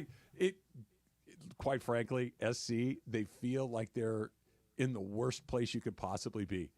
You're not bad enough to fire the coach, and you're not good enough to be in the mix. Like that, the middle is the worst. Well, they could still fire the guy. Not yet, they can't. Well, they don't want to pay $91. You could fire him anytime you want. You're just going to have to pay. But realistically, they're not going to eat that amount of money. Not yet. Yeah. That number needs to drop down. And the more you kind of just float, and they're not even in the middle. Their record is the middle, but they're towards the bottom of the Big Ten. Yeah. And the longer you're there, the harder it is to convince anybody that you're closer to the top. Like, I read something about this kid who decided to change, Julian Lewis. It looks like he's probably going to go to Georgia. He's from Georgia. But SC's had committed for 2 years, and he just flipped this weekend. You know what else was on his short list? And this is how quick this stuff changes now. What? Don't say like TCU or something. What? No, worse. Where? Who's the flavor of the season? Colorado? No. Warmer, but Who? Indiana. Oh, gosh. Right? Like it's like, wait a second. The number 2 high school football recruit in the country is considering Indiana and punted on SC? I think he's when you consider coaches. DeMarco, I'm with you, but all those X factors that you're talking about, they just lost to Indiana. I know. Indiana, not Ohio State or Michigan or Texas or Georgia or Alabama or Notre Dame. Indiana. I know. Signetti's a run-through-the-wall guy. I mean, if he talked to you, you might want to play. Yeah. That's what I'm saying. Yeah, so he is out. He can recruit guys. I just don't know if Indiana's ready to put money behind him into their program. They put money behind him, but into the program to go ahead and say we're competing in football every year. Some person, oil tycoon, or some from Indiana? No. Somebody from the SEC or somebody else is going to go. Especially if they go to the playoff, which they're very likely to. Yeah, we want that guy. If they win a playoff game, which is not far-fetched at all, I don't care what it costs. Let me know. I'll take care of it. I'll get it. I'll pay for it. Yeah, I can see that happening. And that's the pool, and maybe not for Signetti specifically, but that's the sort of – and I'll give SC some credit. They did do that with Lincoln Riley. That when they decided to fire Clay Helton and they went and started their search – I don't think anybody thought that Lincoln Riley was where they're going to land because they'd gone big game hunting for a while and couldn't do it. He was hot, too. He was super hot. Oh, my God, he was hot. And they got it done, and they bought the houses, they paid the money, they paid his assistants, they did all the things you need to do to bring him in. You might have to do it again. And maybe once bitten, twice shy. He didn't do it again. Right. That's your only option. He didn't do it again. I know. I'm just not ready to throw this guy out with the bathwater. No, I agree with you. Let me see if I can get him a kid, a guy, a quarterback that's more his style. Who gets to pick him? Okay, but see, this is my point, right? Yeah. I agree with you. Yeah. That Miller, and I feel bad saying this about the guy because it seems like he's a nice kid and he's loyal to SC and all this stuff. The fact that he hung around for a while, isn't that a red flag? Yes, most of them go other places to start. Right, and it's like the exact, you want a kid that's loyal and hardworking and he's waiting his turn. He'll be like these are all things that used to be very positive. He's a throwback. And now it's like, he must not be very good. It's like a senior in college basketball. Oh, well, you must stink. You're still here? You're still here, right. Yeah. Everybody else is making millions. And so that he didn't upgrade from that last season, and I know Maeva came from UNLV, but it gives me pause that he's got his eye on the right guy. Well, let me give Maeva one more week. That was his first start. He's your guy for the rest of the year, right? Let me see if he can turn it up again. Turn it up a notch. Because he might be. He's mobile. He's got an arm. It's big. Very big. Yeah. He's got pro potential, and he can move. So let me see him again. Maybe. Who knows? Maybe he catches fire. All right, you're going to want to join me and DeMarco. We are going to be at Legends Attic this Friday in Claremont for a live broadcast from 9 until noon. Our show live from Legends Attic. You can come by. Here's who's going to be there. Steve Sachs. Ooh. Steve Garvey.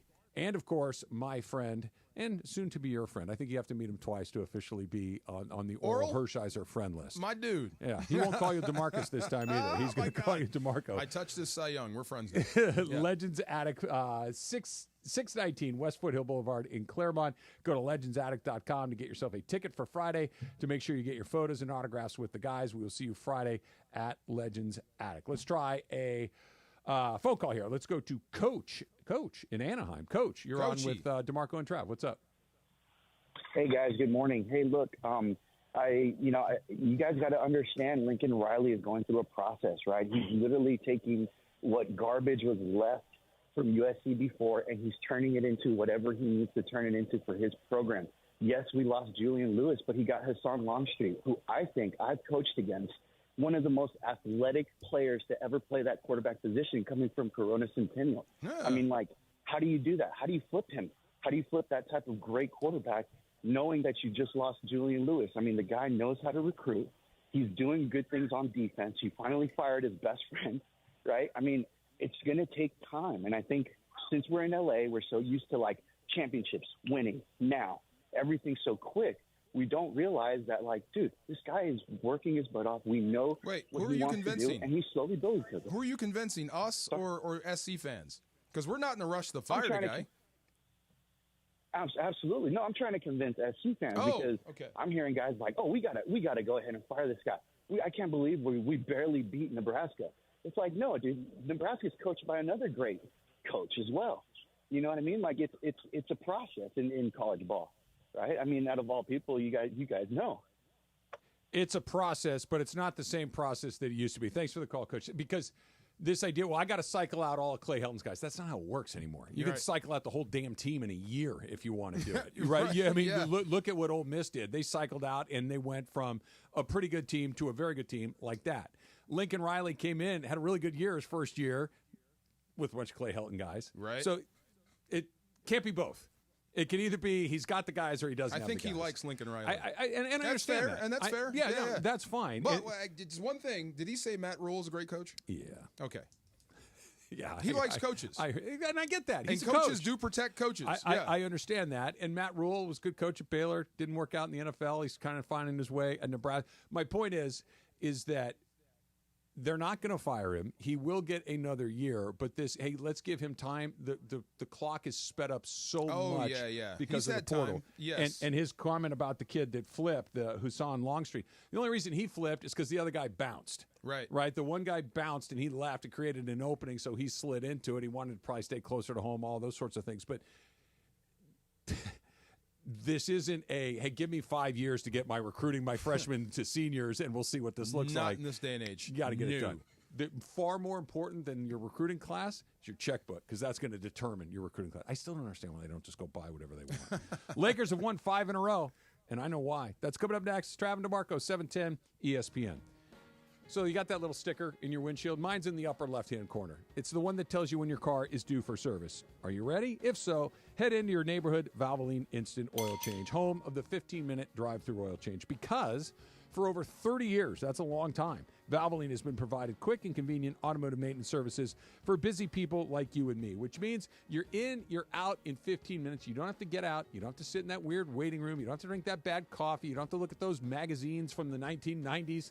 You're in, you're out at Valvoline, knowing that your car is running at its absolute best. You're safe and relaxed while the NASCAR-like pit crew goes to work on your vehicle. Oil changes, tire rotations, transmission care, and a whole lot more. Like wipers. There you go. Your wipers need to get fixed. Just pull up, drive in, and drive out, all in about 15 minutes. Over 80 locations around Southern California to get your ride ready for the road in no time. Here's how you find one. SoCalOilChange.com for one of those 80 locations, and get yourself some game-winning coupons off of your next Valvoline Instant Oil Change.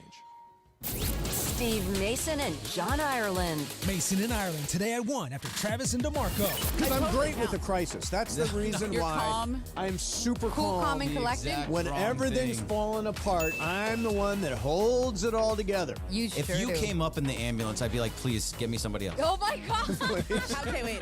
I'll take the next one. The next All right. one. I'm fine. I'm okay. dying, Just get but me a the different next guy. one. The OGs of LA Sports Radio. That's Mason and Ireland. On 710 ESPN.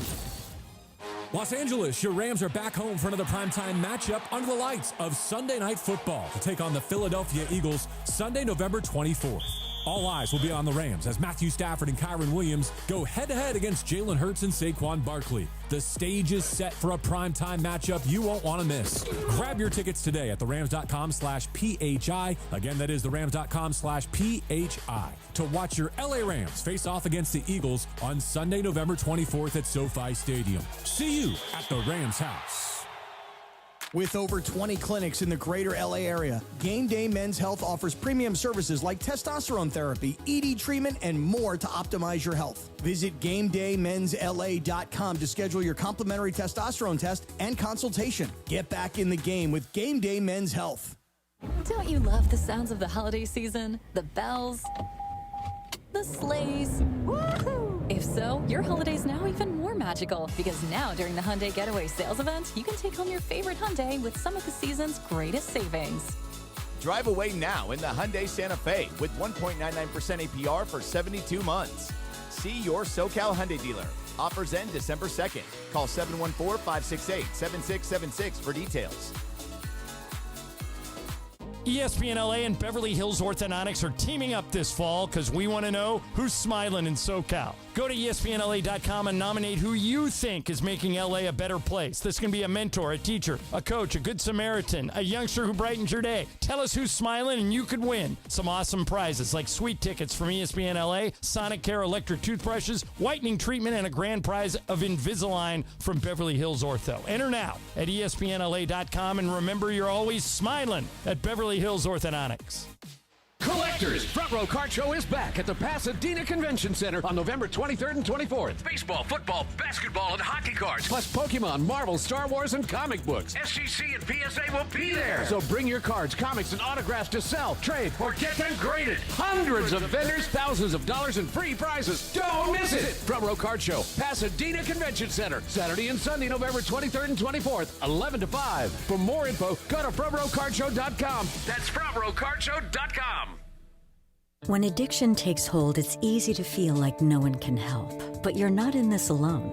For 75 years, Hazelden Betty Ford has been at the forefront of addiction and mental health care, evolving treatment, reimagining recovery, and breaking through barriers to help families everywhere find healing.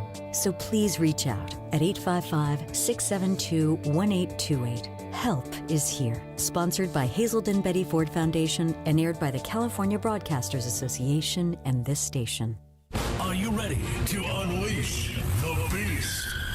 Monster Energy is here to give you the edge this college tailgate season. Loaded with bold flavors, our powerful blend gives you the energy you need to push you beyond your limits. Tune in all season long with Monster, the energy drink of ESPN Radio College Football Tour. Power your performance with a drink that's as hungry for victory as you are. Crack open an ice-cold Monster and dominate your competition. Monster Energy. Unleash the beast. Grab yours today. Hey, pet parents. With Progressive's collision coverage, you get extra protection for your cat or dog, because there's nothing worse than seeing your pet hurt. Like when you see their face after accidentally stepping on their tail, and you say, "I'm so sorry, Mr. Pickles." But as you kiss his nose and rub his little belly welly, you know Mr. Pickles is thinking, "You betrayed me." Anywho, Progressive pays up to $1,000 in vet bills if your pet is injured in an auto accident. Learn more at Progressive.com and watch where you step. Progressive Casualty Insurance Company and Affiliates. Collision coverage subject to policy terms. Not available in all states. And yes, welcome to the Travis and DeMarco Show. Now mornings, 9 a.m. to noon on 710 ESPN. Your destination for LA sports. Let's get back to the fellas. The Travis and DeMarco Show continues right now. You get your heart rate back to normal? From? When I frightened you coming around the corner? corner? Oh, my God, you scared me. I told you, I have no fun with those, right? Yeah, I'm easily startled. I didn't even, sneak up on you. I was right in the middle of the hallway. Well, you startled me. Well, I didn't see you coming. See? I just said, I don't remember what I said, but I didn't say it weird you didn't or have creepy to say or anything. You just scared me. You were right there. Did I have the funny face? You did the whoa. Okay. Yeah, I jumped. I jumped. Yeah. You did. I think it was not quite a scream, but a shout. Okay. That's why I don't do the haunted houses. The people that get paid to jump out and scare you. No. Yeah, it's going to be bad for you. I don't need that. Yeah, I don't need those in my life. But yes. you should know better by now that this is, it's 10:20, and that's about when the coffee and the water starts to catch up, Sorry. and I'm right on your heels. It happens at least 4 times a day. I get startled. Yes. Does that happen, really? Oh, yeah, easily. Like by anybody? When I'm walking, man, the far side is a real thing. I'm in my own world. And when I see somebody, it's like, yes, I just jump out of my skin. Yeah. I after the game last night, drove home, got home around 4:15 or whatever. And it's starting to get dark right about then. And so I'm like, all right, I'm going to go for a quick walk. So Yeah. I throw on my shoes real quick, and I tell Susan, I'm like, hey, I'll be back in about an hour. And I'm walking through the neighborhood, whatever. It's a place I usually walk, but it's getting dark. Yeah. I had my head on a swivel. I'm like, this is how they get you. There's shadows. The lights haven't quite come on yet. If they're going to get me, this is how it's going to happen. Right now. You need to check your 6. Every 30 seconds. Crazy Ivan. Yeah, of Right, course. you gotta- Crazy Ivan. Thank you very much. I do that at least every 10 minutes. You don't turn all the way around. You just look behind you. No, I do a full You 360. turn all the way around? You Yeah. really go crazy Ivan. Oh, yeah. Okay. Yeah. I like that, though. Because I always feel like there's somebody gaining on me. So I like to turn around, make sure Just that make nobody's sure. there. Yeah, I do. Yeah. Everywhere I walk, I look behind me just to make sure nobody's there. But Plus I don't do the whole crazy Ivan. The little rapscallions on the little electric bikes and scooters, you can't hear them coming. And they're going so fast. Are they motor vehicles or bikes? They're motorcycles. But are they really like motorcycles? They're fast like motorcycles. Then they they're go breaking the law. They're on the Yeah. sidewalks and they're 9 years old. Yes. What could go wrong? Then you need to stop at stop signs. They go through stop signs. You not blow through intersections. First of all, it should be on the street. Thank it shouldn't be you. on the sidewalk. On the bike lanes, right? Or the That's bike what bike lane. lanes are for. You're a motorized vehicle. You should Thank be you. driving like a motorized vehicle. I have bike gangs where I am. Like a bunch of kids e-bikes? on these e-bikes. They Yep. take over the whole street. Yes. And I'm Are they that guy scary? in the Suburban. Okay, so I have a story too from yesterday. So after we wrapped our show, we were done with our post-game show at 3 p.m. And so I was like, I had already planned. I'm gonna go to the gym after this. I'm gonna go to the gym. I go to Planet Fitness. I have I go to the gym for other things, but Planet Fitness is my cheap gym that I just go to have if I have nothing else to do. And so I went there at 3 p.m. and very dead. It's almost no one's there. Fantastic. I like it when no one's there. I even get a spot at the bench press, which is very rare because they only have 4 bench presses. Anyway, there were 5, 6, 7 men there working out in jeans, full on. Oh, that's a faux pas. Putting on a sweat, working out in jeans, hard Were denim they all jeans. together or just I coincidentally? think they two were guys all were doing together, and then 2 guys were like they Two were groups. Yeah, 2 groups of guys, and they also were not wearing tennis shoes either, and so they were just pumping some iron In in what, like jeans Vans? and a nice not boots, Oh. work boots. I'm like, why are we? Maybe why are they we just doing came this? from the job. They just finished working. They're and planning the next one. Yeah, they're getting ready to go exactly. back to the job, and they wanted to get a little pump on. Were they working men? Look, she said jeans and boots. I mean, were they like working men, dirty, or They looked clean, as far as I could say. I don't think they came from the construction site necessarily. Oh, okay. But either way, I was just like, what possesses you to come to Planet Fitness and jeans, like tough jeans, no, and boots? The gym I go to, no, they would not let you in. Seriously? They would not let you in. Well, this is a Planet Fitness, okay? Yeah, They're letting anybody right. in there. You have to wear Are you gym like one attire. of those fancy ones like Equinox? or No, one of not those? Equinox. It's just a gym, and it's disrespectful. You have to wear It gym is- attire. it is kind of They weird. may send you home. Yeah, or hand you some shorts. DeMarco, have you been inside of a Planet Fitness? I have a lot of good cardio equipment. Yes, Yeah. and it's literally just there. It's anybody can come in and out. It's Yeah. lawless. It's anything. Everyone does anything there. Yeah, I was Planet touring Fitness gyms. is I took Wild West. I took a tour of a Planet Fitness, Yeah. and I liked it, except for that. Yeah. Like, it is the Wild West. It's weird in there. Yeah. It's basically on the cutting edge because there are no rules anywhere. Right. You can just Yeah. do whatever Right. you want, whenever you want, in whatever you want. Well, stay tuned for my Factor Cap. I have kind of a very nice. much this situation. I hate guys when they want to compete with you in the gym. Do they compete with you? They Do they know that you were in the NFL? Well, test of strength, and they want to start banging barbells and weights. Like clang, I put 2 on Well, there. hey, there's the lugometer at the Planet That's what I'm Fitness that you saying. can go off and say, hey, there's some lugs over here. Lugometer? Yeah, Bro, like or like bang or whatever yes, it is. Like, I am not competing. I'm just trying to keep this stuff tight. I'd like I to am say done gorilla pressing. You are going for the tie, right? That's all. I'm just trying to keep it tight, bro. I'm not trying to get stronger. Totally a coincidence that the Lakers have taken off since they benched D'Angelo Russell, right? Completely coincidental. Can't be. I think that was the missing ingredient. I think you have a coach that's not afraid to do that. To You know what they really have? do what you need to do is put this guy on the bench. They have a And- coach that's coaching. I think so. Yes. I give Redick all the credit in the world. Didn't he just get his first tee? You've been saying it from the beginning. Maybe Redick can XYZ. Maybe he can get more out of this guy, or he can teach this guy, or he can improve that guy, or he can sit that guy. And you're seeing it. He's giving Dalton Connect reps. It's working. He's giving D'Angelo Russell what he needs, which is you're either going to play defense and take good shots, or you're not going to start. Right? Yeah. He's going to play. You need him to play. So it's not like you can bury him at the end of the bench. But since they took him out of the starting lineup, the Lakers have been a far better team, and you cannot convince me that it's not a No, coincidence. and Connect is turning out to be a steal in the draft. And as long as he keeps playing the way he's playing, to me, he seems like Connect is J.J. Redick's avatar. This is what he would be doing on this team if he were playing with LeBron and AD. This is the minutes he would be taking and the role that he would be doing. So as long as that's working. And this is beyond me, and I don't know why it's so tough, but I think I do know why. Why is it so hard to convince guys that it's actually better if you come off the bench? We will be better as a basketball team. We'll have a better chance in the playoffs and to win a championship if you come off the bench. You said you think you know why. I do know why. It's What do you ego. think? It's there you ego. go. Yeah. Definitely ego. But, That's all it is. I think you have to have the right coach. I think Redick is on that right path. You got to sell it. Yeah. You got to sell it in a way that it makes sense to the play and not lip service because, look, I know you don't think like this, but a lot of people do. I don't care what's good for the team. I care what's good for me, right? You can tell coming off the bench. This is going to really help us as a team. Yeah, what do I care? I'm not starting anymore. Yeah, I don't. Not that you don't care about, but that it's bad for me. You need to find a way as a coach when you're going to put a guy on a second unit, or you're going to put him coming off the bench, or you're going to take a guy out of the starting rotation and a pitching rotation, put him in the bullpen.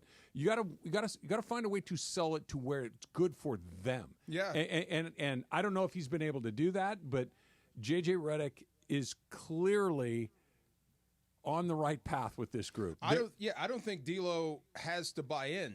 This is what you're doing, like it or not. And that's kind of the last straw, right? Like whether you like it or not really isn't my problem. This is what we're doing. You're getting 20 minutes. Right.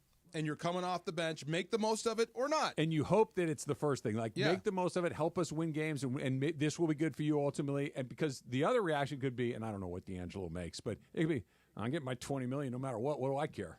Pouty.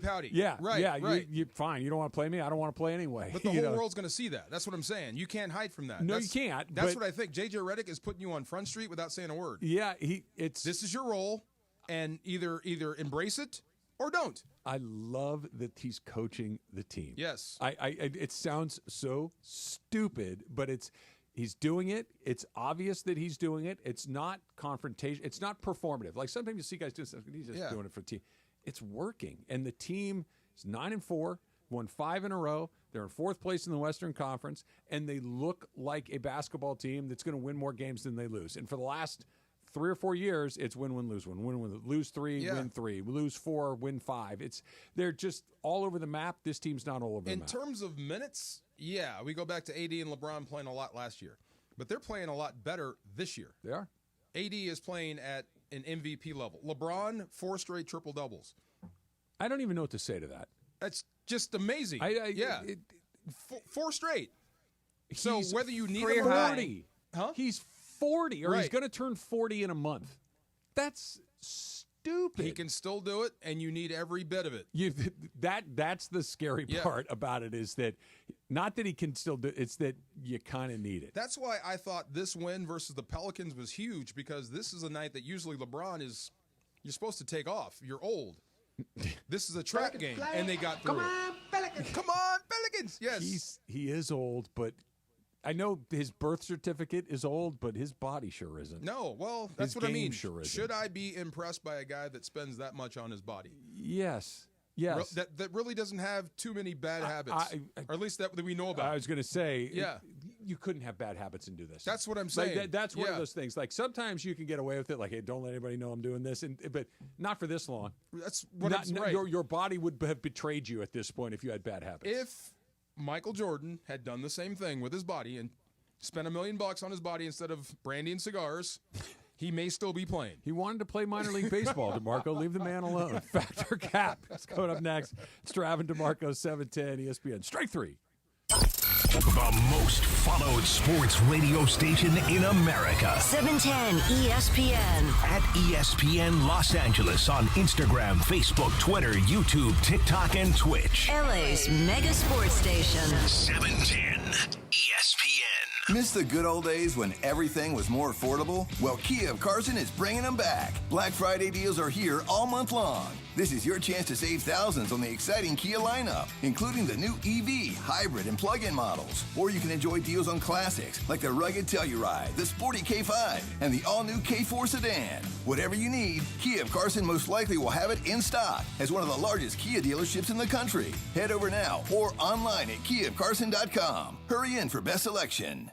Hey, football fans, what's better than cheering on your team with an ice-cold glass of Stella Rosa in hand? How about scoring the ultimate experience at the biggest college football game of the season with an ice-cold Stella Rosa in hand? That's right, Stella Rosa is giving you the chance to win 2 tickets, airfare, and a hotel for you and a friend. So what are you waiting for? Head to ESPNLADreamTicket.com to enter today, courtesy of Stella Rosa, America's favorite semi-sweet, semi-sparkling wine. Celebrate responsibly, must be 21 or older to enter.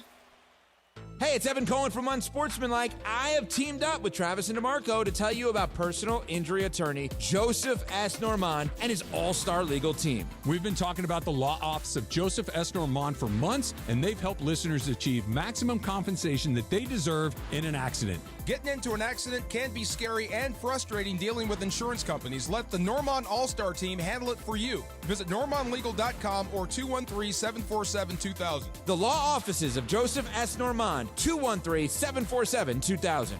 Collectors, Front Row Card Show is back at the Pasadena Convention Center on November 23rd and 24th. Baseball, football, basketball, and hockey cards, plus Pokemon, Marvel, Star Wars, and comic books. SGC and PSA will be there. So bring your cards, comics, and autographs to sell, trade, or get them graded. Hundreds of vendors, thousands of dollars, and free prizes. Don't miss it. Front Row Card Show, Pasadena Convention Center, Saturday and Sunday, November 23rd and 24th, 11 to 5. For more info, go to frontrowcardshow.com. That's frontrowcardshow.com. This college football moment is brought to you by ServPro. In 2021, LSU finished with a disappointing 6-7 record. Luckily for them, a new head coach in Chip Kelly and a quarterback from Arizona State, Jaden Daniels, arrived in Baton Rouge. They lead LSU to the 2022 SEC Championship game and defeated Purdue in the Citrus Bowl to finish 10-4. Kelly and Daniels made that 2021 season like it never even happened. ServPro, like it never even happened.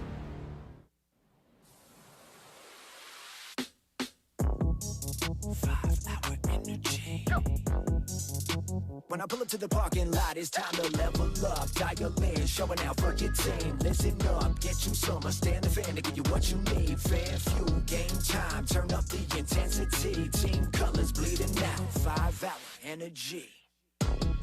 For a limited time, get the fan fuel flavor at 5hourenergy.com. Here we go. It is Factor Cap time. Factor Cap on the Travis and DeMarco Show. Each weekday around 10:30, producer Emily serves up what's going down, and fun and frivolity ensues. Special thanks to the law offices of Joseph S. Normand for making Factor Cap possible. It's Joseph S. Normand. It's Factor Cap on the Travis and DeMarco Show on 710 ESPN. And if you've been hurt in an accident, let me help you. Call my office at 213-747-2000. That's 213-747-2000. Let's do it. Factor Cap right now. Take it away, producer Emily. Welcome to Factor Cap. Thanks, Joe. Hi, guys. Annyeong. All right, so I'm going to bring this up because it's an older story, but it was brought up on SNL this weekend, so I feel like it's the time to do it. So do you guys know who Peanut the Squirrel is? Yes. All right, so let me explain the story if you don't know who it is. So that's funny that you say that. Yeah. So I'm going to explain this story because I think Travis is going to be on the other side of you. Yeah, I don't know it. So Mark Longo had a pet named Peanut the Squirrel. Do I need to know who Mark Longo is? Nope. Okay. And has also had a pet, Fred the raccoon, who were rescued animals that were in the wild, rescued because they were injured. They were at a farm to protect them, and then he adopted them after that. And he even tried to re-put Peanut into the wild. Peanut came back. And so they were really big on social media. So Peanut and Raccoon were social media frenzies. Everyone was loving them. Oh, Peanut's so cute. Oh, Fred's so cute. They were living in an apartment building in New York City, and there were several complaints to the health department. And then Peanut and Fred were both seized and euthanized, tested for rabies, because, one, the parents, quote-unquote, of these pets did not have the correct licensure to have these animals, as well as it is a health and safety risk to have a squirrel and a raccoon inside of an apartment building, or any building whatsoever. And so, people are up in arms. People want, Mark wants justice for Peanut, justice for Fred. But my statement is, having a squirrel and a raccoon as a pet is unacceptable. Travis, Factor Cap. Fact. They're wild animals. That's it. End of story. Yeah, I mean, pets are domesticated for the dogs, cats, a bird, even a snake that you keep in a terrarium, and gecko. Domesticated for centuries. Yeah, like I get it, but a squirrel and as you said, it was a raccoon. Mm-hmm. They're feral. They're wild animals. It's dangerous to have them near you in fact. If you were living on the same floor as Mark and you realized that he is being famous for having a squirrel and a raccoon, would you call the health department? I would not call the health department, but I would not want those animals in the building. Okay. Yeah. All right, DeMarco, what do you think? The lady that didn't even live in the same state, right? So there were several complaints, not just one woman. So one woman who did not live in the state did complain, but there were several complaints, quote-unquote anonymous, that came out, that one woman. But at general. She got doxxed. Yes. Yeah. Like, people are mad. But those people are crazy. They're mad. It's a wild animal. I'll go Cap. I'm with you. They are wild animals. But if they're domesticated and you know what you're doing and I never see them, I don't have a problem. Does he know what he's doing? Because I've seen domesticated animals give more problems. No, you're right to about people. that. I've seen dogs maul kids. I've seen snakes turn on their owners. Like, really, come help me. This boa is trying to kill me. Right. This is why we have no pets. Right. So I'll go Cap, but I see where you're coming from. Should we have a bat next in the house? Should we train a bat to be here? But what if it's trained? What if Peanut the squirrel was a pet? I'm going to go with fact. Yeah. They're animals. At the end of the day, they're animals. Whether they're domesticated, they're still going to attack your kid. They're still, and then they're wild animals. The squirrel, like, who would take a squirrel mess in? with nature. Okay, raccoon and a squirrel next door, or a pit bull? A pit bull. No, I'm with DeMarco See? on that one. Are you kidding me? Pit bull No, could eat I'm you. not. What's that big dog, the Kangal? Have you seen that dog? Like 190. Oh, is that the one that's got like the shoulders? Huge. That thing is terrifying. A squirrel or a raccoon or that thing living next door. Yeah. Right. I am not having a raccoon I don't want in a my house. raccoon next door. I'll be honest. I don't Steal want my that. food. I don't want a bear next door. Something that can Taylor- eat me. Alligator in the bathtub. Remember, raccoon came into Taylor's house and he was like, Ate his "Oh, that's food. cool." Yeah, no, Yeah. he grew up in the Dog, country. He's- come That's on. right. Yeah. Did he? I thought he killed it. No, he he let it eat out of the Oh, cat's no, I bowl. told him and he chased should have killed outside. it. Yeah. Yeah. Killed it and leave the body outside. Yeah. And me and animals, we're good, man. Yeah, you guys same. stay over there. I'll stay over Yeah. here. But the people coming to the defense of these animals, it's like, Oh, yeah. you guys are crazy in your defense of these animals. You know that they're wild animals, and you don't have to be the person to call the department, but you also can't be doxing that lady for doing it. If it's not bothering you, then what's the point? I'm with you. Well, if they start spreading diseases through your apartment Well, that would building, be bothering me. bothering him. That, Yeah. yeah, spreading Yeah. disease would be Yeah. bothering. Okay, Yeah. yesterday. Hey, you got the plague, DeMarco. Are That- you bothered? That's bothered, yes. Yesterday at the grocery store, there was a girl with a dog, and she looks at me like, kind of like, "Do you want me to compliment you and your dog?" Like, no, man. Like, come on, get your stuff in bounds. Like, I don't- okay, every time I go into this freaking Whole Foods You near have a me, dog in your grocery store. You better have a cane too. yeah, there's a sign that says no pets unless they're service animals. Right. And every single time I walk into this Whole Foods, there's a dog. I'm like, are you kidding me? There's no rules, DeMarco. Do whatever you want. There are rules. Wherever you want, whenever you No, want. I am Judge Dredd. There are rules. Jeans to the gym and animals to the grocery store. Yeah, get a bat. Who Yeah. cares? So on Saturday Night Live again, Alec Baldwin was one of the guest stars on the show, and he was also at the goodbyes. You know, when they play, thank you guys, have a good night. And he was on stage on the good nights, and his fly was down, and very obviously down, and no one either had noticed or didn't tell him. So one thing, I mean, I'm sure it's kind of intimidating to tell Alec Baldwin your fly's down, but if your fly was down, you don't care who tells you. Like, you don't care if it's a girl, boy, whatever. You don't care who tells you. DeMarco, Patrick Cap. Oh, fact. Yeah. Is that a thing? I don't care who tells me. My I don't fly's know. down. Yeah.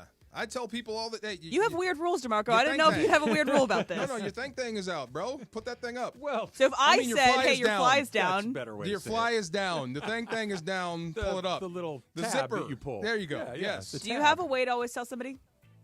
I point. I just point. Like, hey, You point at Yeah, their I do. fly? Hey, yo. Yeah, right there. Yeah, yo. Let's go. All right. Now, I Travis? do have a problem with women telling women their flies are down See, this is my thing. because I'm not supposed to be. Yeah, but sometimes you just catch it's in your field of vision. Well, DeMarco, if Yeah. I told you your fly is down, is I'm that cool. inappropriate? Anybody tell me? I said me going the other way, and I see it. But I isn't mean, that the same thing? kind of? I mean, but I do tell you. I just say, you know. Yeah, yeah, it's yeah. yep, there You you might go. want to. Yeah. All right, Travis. I don't. Let's see. It flies down. If your I- fly's down, fact, you don't care who fact. tells you. This goes for a fly down. This goes for something stuck in your teeth. This Booger. goes for a booger in your Yeah. nose. Just tell the person. It's everybody's fine with it. I've told this story before. Oh, not the same story. I never met Oral Hershiser before in my life. They came in here to do the show for the first time I'd ever met him. And we're back here. We're doing some pictures in the bullpen right here. And right before, and I've known him for 30 seconds at this point. He goes, Trav, like this. And I realized I had something on my nose. Oh, thank you. thank you. Got a tissue. Thank you. He's like, yeah, Yeah. no problem. Perfect. Just tell people they got spinach in their teeth. Yes. Tell people they got a booger. Tell people their fly is down. Everybody wins, and we keep moving. I've lost friendships because you let me sit there with this thing in my nose and didn't tell me.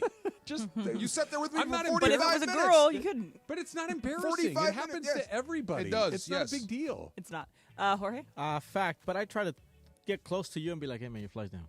Like, I don't try to do it in public. I don't try to be like, "Hey, dude, like, look, your fly." Attention, Yeah. Jorge Briones. Your fly is down. Oh, yeah. Yeah, so I just come up to you and be like, "Hey, dude." Oh, if it's the homie, you're getting it. No. I'm letting everybody know. No, with the homies, yeah. Yeah, your it's thing is different. out. It's different. All right, so some internet sleuths have found out that Shedeur Sanders happens to tweet, "Thank you," in all caps, God, just happens to tweet that every time the Raiders lose. So again, I did not do this research myself. I could later, but these are several different internet sleuths that have come to this conclusion. That's funny. Raiders lose. Shedeur tweets, "Thank you, God." My statement is, this is but a coincidence. Oh. Jorge Fadercap. Oh, fact. He wants to go there, right? So it's So Cap. it's not a So coincidence. it's It's Cap. Cap. It's not a coincidence. So Yeah. it's Cap. So, yeah, he wants to go there. All right, Travis. Yeah, I mean, That's not It is every Sunday. It's so thank you God. Sundays. Okay, now I don't know if your sleuth that has, by the way, an impossible word to spell, has noticed the rate like 5, 4, 3, 2, 1, game over. Thank you God is like it coming right on the heels of it, or if it's just Sunday morning before the Raiders have played. I don't know, but yes, he wants to be a Raider. He should be a Raider. I'm here to watch him become a Raider. Dion can be the head coach of the Raiders and coach his son. I'm all about Shedeur on the Raiders. Fact. All right, DeMarco. Let's see. So it's Jacksonville and the Raiders, right? This week? No, Jacksonville and the Raiders for the first pick in the draft. Jacksonville's got they're nose ahead at this point. Yes. Okay, so they probably won't take quarterback. So Jacksonville may be off the table. Yeah. So I'm they thinking just paid Trevor Lawrence. I'm thinking that way. Like they keep losing. Thank God I'll go there and not to someplace else or Tennessee or whatever. So yeah that makes sense. Tom Brady is a minority owner of the Raiders, right? Correct. Dion wants to coach beyond Colorado, right? I would think. Shedeur Sanders is going to be the first quarterback off the board, right? He could be. I would tweet, thank God, every day, too, they lose. Yes. This Can is I ask about a to stupid happen. question? Yeah. Why does he want to be a Raider? The Raiders have been bad for a very, very, very long time. But next to the Cowboys, they are the most popular franchise in football, and it's not just the team. Where are they located? Yeah, I get that. That's what you want. Vegas is appealing, and the Raider brand is omnipresent. Like to your point, it's Cowboys and the Raiders, two most famous teams in the league. Raiders have been bad for a long time. Get ready to see Dion's face on the Sphere. It's going to have sunglasses. Go. Yeah, there you go. Have you been to the Sphere yet? Nope. Can't wait. Yeah. Yes. I've only seen it from the outside. I haven't been in. You can see it from the other side of the city. I cannot wait to see it. I hear it's just phenomenal. All right, Factor Cap is brought to you by the law offices of Joseph S. Normand. Do you have any choices in your legal team? But with Joe, family always comes first. 213-747-2000. That's the law office of Joseph S. Normand. Call 213-747-2000 if you are injured in an accident. If you're injured in any sort of situation, give Joe a call. NormandLegal.com, 213-747-2000. Jacksonville takes Travis Hunter at 1, and Shedeur goes 2 to the Raiders. I want to talk about that. Yeah. The Travis Hunter of it all in the NFL. That's next. It's Trav and DeMarco, 710 ESPN. Steve Mason and John Ireland. Mason and Ireland is next after Travis and DeMarco. Let me hear your Mahomes, Mason. I don't have one. Oh.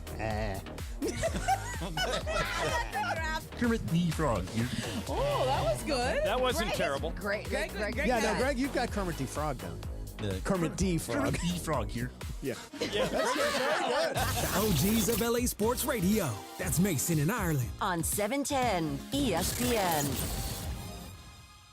Park, party, and play at Hollywood Park Casino, LA's premier card room. Now open 24/7. Play no-bus blackjack, poker, and more. Enjoy Century Bar and Grill's flavorful menu for lunch or late-night dinners. Watch your favorite teams and catch up with friends on game days. Unwind and enjoy live music and crafted cocktails at Ray's Lounge. Easy parking and access, Hollywood Park Casino, located next door to the Forum and SoFi Stadium. Park, party, and play. Hollywood Park Casino. Elevate your game. Must be 21 and older to enter. These are approved DOJ games. Geico 004527. Geico 003871. Gambling problem?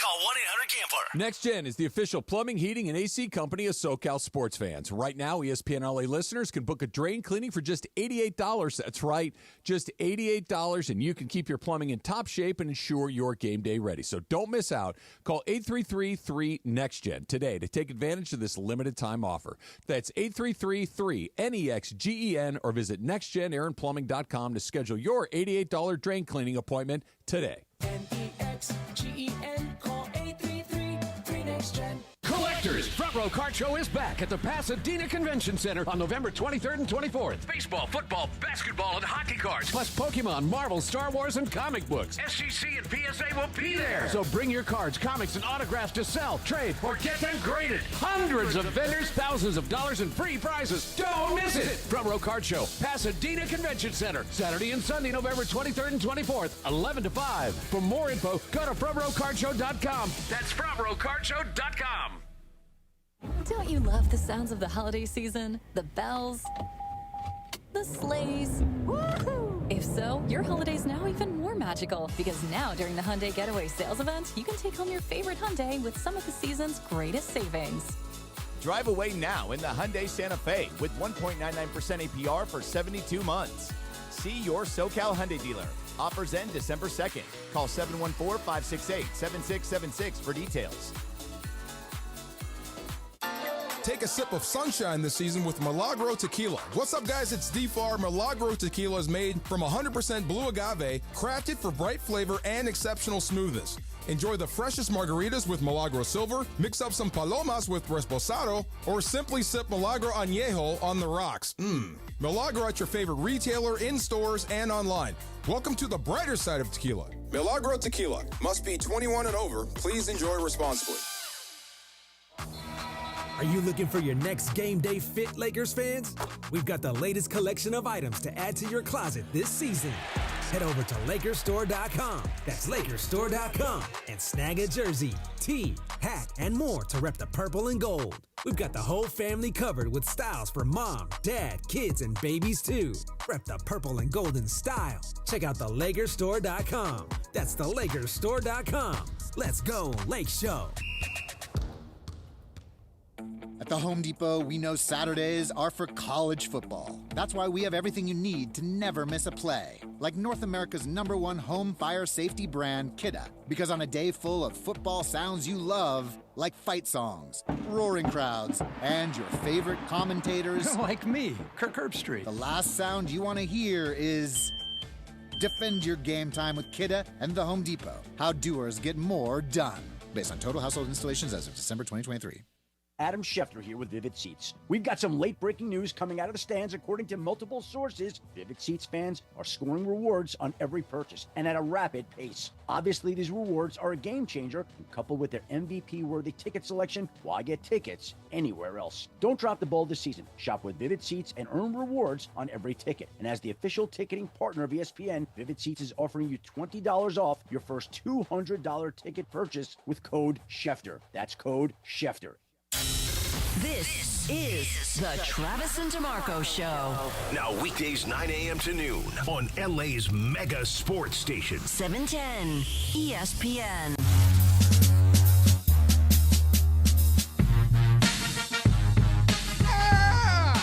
How'd you know? This is my workout song. This is bench press day. In jeans? X gonna give it to you. Yeah, this is bench press day. Oh, yeah. Now I kind of want to. I always feel so puny with my little bench press, but I'm working up to it. There you go. You just gotta get better. What's the most you've ever bench pressed? I've never been good at that. Maybe What's the most? 200 some pounds, maybe. Okay, 225. Yeah, that's that's two on each side. Two Yeah, I plates. could do that in college. Jorge. Yeah. It wasn't my thing either. No. Yeah. Emily, when you work out, what do you work out with? Okay, well, I only really bench press typically with my trainer, and he puts it on, but okay. it's like the little ones onto the top. But I'm working up to it, okay? I got over 4. I was happy. Wow. And that was on the low end for some of these guys. I've seen some big benches before. No, you guys are just different. It doesn't like Jalen Hurts with 800 football. pounds. I mean like guys in gyms, some big benches. It's maybe it doesn't sound stupid. There's a skill to that. Yes. Like there is a real skill to being good at weightlifting. Yes. Not obviously you need to be strong, but there's technique and yeah. skill on how to be good at that. I was never good at it. You know who the strongest player on the Rams is right now, right? Right now, let me guess. Can we all guess? Let me guess. Go ahead. The running back, what's his name? Nope. Kyron, you're thinking? Yeah, that guy. Is it Coop? Nope. Rob Havenstein. Nope. It's Ethan Evans, the punter. Oh, I remember he's into that. Yeah. I knew that. The punter. He's the most functionally strong dude they've had in years, and that includes the guy behind me. Yeah. Yeah, super strong, and his dad is a world champion bench presser. I knew that. I remember reading that. Yeah, Ridiculous. we all missed that one. I know. So why can't he punt it like 900 yards? Like just boot it out of the stadium? He can. You know, he's... The funny thing is, you've seen his punts, right? They're not like normal punts where they turn over and spiral. Yeah. They're what do you call it? End over end? Yeah, yeah. Do you know he's kicking the point of the ball with his foot? Really? Yeah, I'm like, that must hurt. He goes, yeah, it used to. Now I have a bunch of dead nerve endings. So he doesn't feel it anymore. So he can kick the crap out of the ball. Yeah, I know. It is.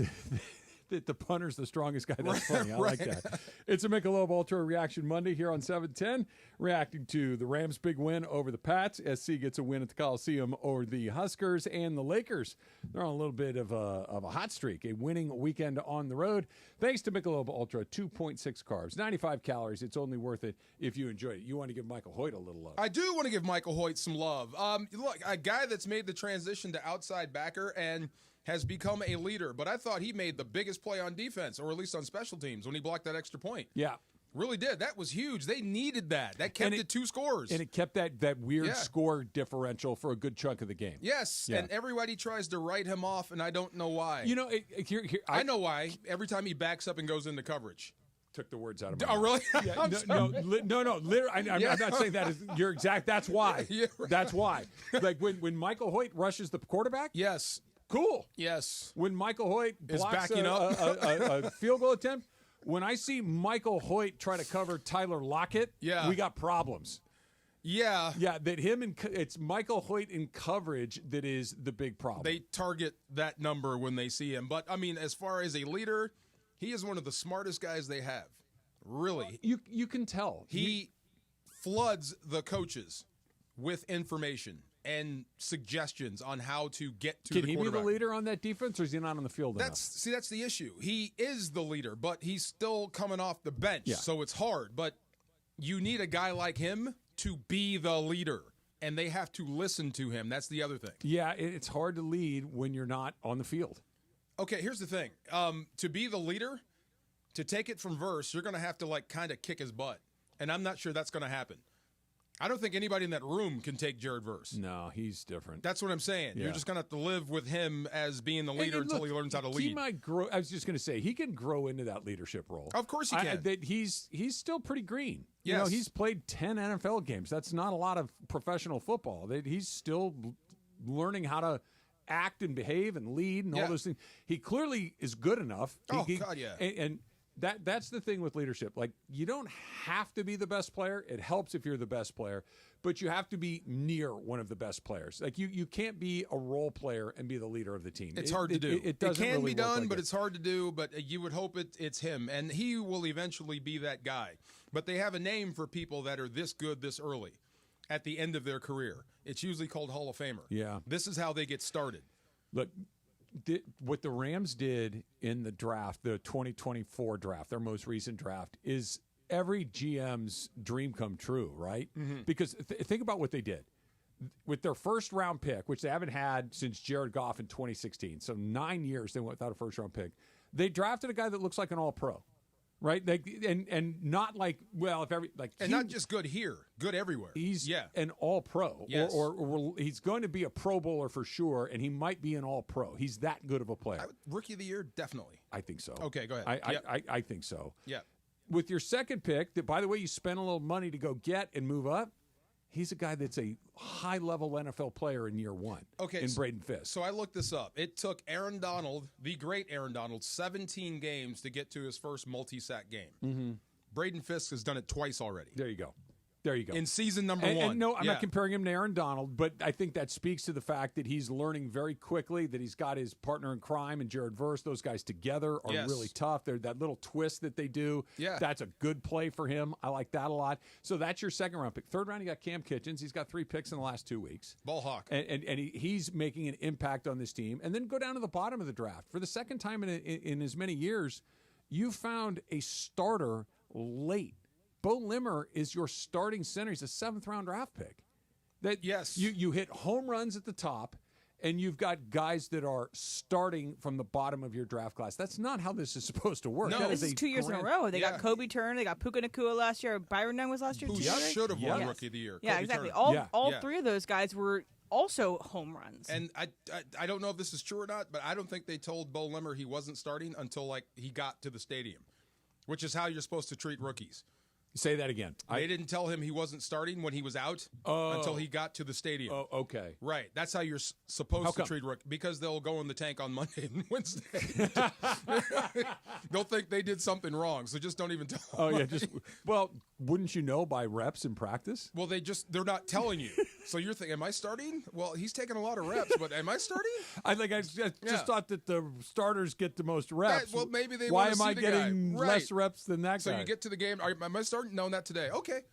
Travis Hunter won himself the Heisman Trophy on Saturday. Did you think so? I do. Who else is out there for you? The kid from Boise State, Gene T, I think is his name. No one from Boise State wins a Heisman. I don't think so either. Yes. But he's probably your next closest guy. Yeah. Right? I don't care if that makes people mad. No one from Boise State should win the Heisman. No, you're not playing against enough good players. That's not fair. Yeah, Right. You're not. And Travis Hunter had the game, right? He had the crazy catch for a touchdown. He had his first ever rushing touchdown. I think he had an interception this weekend. Like, he's just one of those guys. He's a And there's two-way Dylan guy. Gabriel, too. Dylan Gabriel's the other one. He's on the list, too. But he throws too many interceptions. Like, he's got a weird – I've watched way too much Ducks football. Hunter's going to win it. Hunter, you mentioned you thought he might be the first pick in the draft. As a what? As a corner, as a dual threat guy. You think they're going to have a two-way guy in the NFL? No, there's no way he does what he's doing in college and the pros. There's no way. Right. It's just there's too many good players up there. So draft him. You'll play corner and spot duty receiver. Take a corner, number 1 overall. Of course you can. If there was a corner out there like him, of course you can. If it's Dion, I get it. Yeah, this might be the second coming of Dion. Dion's so big. He's a little bit. He's not very big, but this guy can cover and he can run. No, he's an amazing athlete. Yes. He's an amazing. But I worry about the size because, like, if I'm taking a corner number 1, I need a freak like Dion or Jalen right? I can take this kid because he's got the dual threat ability. I can get 2 players out of 1. All right. So if Travis Hunter won himself the Heisman Trophy on Saturday, I'm not so sure this other guy didn't win himself the MVP in the NFL on Sunday. That's coming up next. It's Travis DeMarco, 710 ESPN. LA's mega sports station. 710 ESPN. Black Friday savings start now at Carden Alleyway Hyundai. These are brand new 2025 Hyundai Tucson Hybrid SEO convenience for just $369 a month for 36 months. Plus, enjoy peace of mind driving with America's best warranty. Carden Alleyway Hyundai just off the 91 freeway or at CardenAlleyWayHyundai.com. $369 a month for 36 months with $39.99 due at signing. Includes 10,000 miles per year plus tax, license, and fees. Offer available to well-qualified buyers only. Subject to HMF credit approval. Expires 12/2/24. Hey guys, it's Sedano at Los Angeles International Airport. Changes are arriving daily to help reduce traffic, save travelers time, and transform the travel experience. The LAX Economy parking structure is now open with thousands of smart parking spaces, as well as hundreds of EV charging stations. Modernized terminals have biometric gates for faster boarding, and in the future, the People Mover train will connect travelers to LA Metro. For more information, go to their website, flylax.com/transforming-LAX. That's flylax.com/transforming-LAX. Hi, this is Sean McVay of your LA Rams. The Rams play here. KSPN, Los Angeles. 710 ESPN. A good karma brands radio station. This is the Travis and DeMarco Show. Now weekdays 9 a.m. to noon on LA's mega sports station. 710 ESPN. Everybody had a pretty good week with the picks this week. Did we? Yeah. Oh, nice. Yeah, Emily. Only one person was perfect. Only one person was perfect. Want to take a guess who that was? Jorge. No. Emily aced it. She went 4 for 4. She got 10 points. She is now the overall leader with 59. Uh-oh. We got a new leader in the clubhouse. You and I tied for second with 8. We both had a good week with 8. Jorge, you finished in last, but you are still, you're tied for second place now. You had 6 points on the week. You and DeMarco have 53. I'm still in the cellar at 42. The Niners let you down. That was your 4, no, right? we didn't have You the didn't have Niners. the Niners. Oh, you didn't week. have the Niners? No. Oh, what was your 4? I don't know. He had the Chargers. Oh, you had the Chargers at your 4. But Okay, my bad. He missed New England and Baltimore. Okay, that's okay. The New England pick, that was just you being a Niner fan, right? Yeah. And Baltimore, He always picks against the Baltimore could have gone either way. I mean, that's 2 good teams going at it. That was the most AFC North football game I think I've ever Yes. laid eyes on. Disgusting, in my life. ugly. Field goals, ugly, Brutal. gross. Yes, I know. Chris physical. Boswell MVP. Yes, I Chris know. Boswell kicked Brutal. a million field goals yesterday. It is a Michelob Reaction Monday on 710 ESPN. We're reacting to the Rams. Their big win against the Pats in Foxborough yesterday. SC got a win at the Coliseum. The Lakers a winning weekend on the road. thanks to Michelob Ultra. 2.6 carbs, 95 calories. It's only worth it if you enjoy it. I'm watching Jared Goff just fillet the Jacksonville Jaguars. Okay, How is Doug Peterson still the coach this morning, by the way? Man, even JB let him have it during the broadcast. What did he say? I missed it. If you had anything to say about the Peterson era in Jacksonville, well, you missed your chance. It's over. Yeah, like he killed him. But do you feel bad about running up the score? Not in the pros. Not in the pros at all? Okay. Yeah, like putting the hammer down. And by the way, because the rules are what they are now in college, and don't really feel too bad about it in college anymore either. Yeah. You're all getting paid. I subscribe to this rule. If there's a coach that's about to get fired and you can get him fired, your job is to get him fired. Okay. So if you have to run it up, run it up. So I have no problem with what Detroit did. Some people did. Like you've made your point. The game's over. I'm out here earning a check. You're out here earning a check. I'm going to run my plays. If you can't stop me, that's your problem. You dang right. Absolutely. What is his name? It was Super Necessary. Yes. Super Necessary. There was a fighter that knocked a guy out, and he was out cold, and he hit him twice in the face. And they were asking him, like, was that necessary? Like he was already out. It was super necessary. Fighting, man. What do you want from me? It's like Serrano and Taylor. Get in there. Yes. That was nuts. So, 10 weeks in, 10 games in, 11 weeks in, the Rams are 5-5. And if you forced me to say, are the Rams a good team or not a good team? I don't know. Because that's the very definition of 5-5. I don't know. Their best win of the season is Minnesota. They look pretty good there. They had a air quote good loss against Detroit opening. If there is such a thing. The San Francisco win felt like a big deal. Came from behind. San Francisco's all over the map. It's a rival though. It is a rival. And then you had a weird. You looked like against the Raiders. You won, but you didn't look good. You looked what we looked last Monday night against the Dolphins. I don't know what this team is. Are they just mediocre? Okay, so Dan Dierdorf had this thing where he couldn't tell where he said if he couldn't tell the difference, like which team was better than the other, it was too close. He would do the all 22, where he'd throw all names of all starters in a hat, and then pull out your best 22. Okay, that's how you would determine how good the Rams are. So take New England, the team you just played. If you threw both teams in a hat and you pulled out your best 22. How many would be Rams and how many would be Patriots? Yesterday. Of the 22, probably 18 Rams. 18 Rams. So they're the better football team. Sure. So they have to play like it. You beat the Patriots. Yeah. Philadelphia coming up. Maybe 13 or 14 Eagles. Probably their favor. So it's close. You still have to play your best game. So what I'm saying is the Rams have good players. They really do. Good quarterback, 2 good receivers, a good young defense. Mm-hmm. The problem is, in my opinion, you're just not playing very well. Why? Well, that's up to Sean McVay. Because here's I use this all the time. Quarterback and coach, we're 80% of the way home. You're locked. Okay? If I got 2 good receivers. If I've got a good quarterback and a good coach, I am 80% of the way towards having a good team. Throw in 2 good wide receivers. And a good running back. 88, 90% of the way there. So what's that missing 10%? Then you're not playing well. You're not playing together. You can't figure it out yet. To me, what's the missing link? I think the team might lack leadership at the top. If I could ask Matthew Stafford. You're talking about player leadership. Player leadership. If Matthew Stafford, if I could ask him to do one more thing, it would be that. It would be, instead of being great with your arm and being artistic, being a genius, being the very reason you're even in games, if I could ask you to do one more thing, it would be that.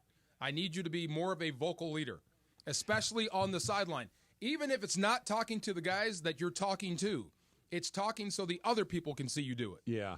The leader is here. He's the guy. He's the barn boss. It feels like you said, if the Rams did not have Matthew Stafford, they would not be 5-5. Not at all. They would be 0-10. Maybe. Yeah. They would be in a weird spot.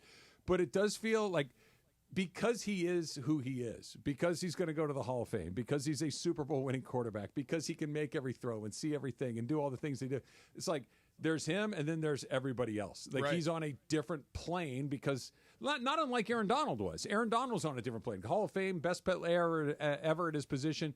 But Donald clearly, what is the frame? The barn boss? Barn boss. He clearly was in charge of what this is. I don't get that same vibe from Matthew Stafford. But he can, though. He's the only guy that has the gravitas to do it. Yeah. If he stood up and started screaming, who's going to stop him? Nobody. You're the guy. You're the leader. So when you're looking for leadership, start with him first. But I feel bad asking him to do more. The guy's picking himself off the turf every single play. And not yesterday. He still got hit. They didn't sack him once. No. I know he took a couple of shots. Still got hit. Yeah. But this is why this game was so weird yesterday. If I told you before the game, the Rams are Matthew Stafford's gonna throw 4 touchdown passes. He's not gonna turn it over. Rams aren't going to turn it over. They're going to take it away twice, and Matthew Stafford's not going to get sacked one time. What's his final score? You're going to win by at least 2 scores, possibly 3. Right. It went down in the last couple of minutes. I know. That's crazy, right? Again, it lacks leadership.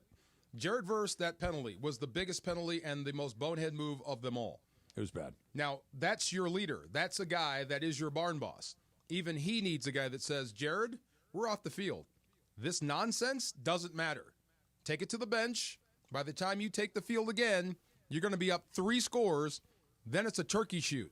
Go have fun. And it was the 3rd week in a row, too, where there was extracurricular activities that got the Rams into trouble with Puka Nacua 2 weeks ago, and then Bobby Brown last week. And then this week was Jared Verse. That's what I'm saying. See? So you're hurting yourself. So you're playing the team, the opponent, the officials, and yourself all at the same time. Tough to win that way. You want the good news or the bad news with the last 7 games for the Rams? Give me the good news first. The good news is I think they're going to be in it right until the end. Okay, what's the bad news? The bad news is I don't think that they're going to get on any sort of run. I think it's going to be a win one, lose one, win one, lose one. That just kind of looking at where they are. They won 4 last 5. They won 4 of the last 5. Yeah, that's a run. Again, 4.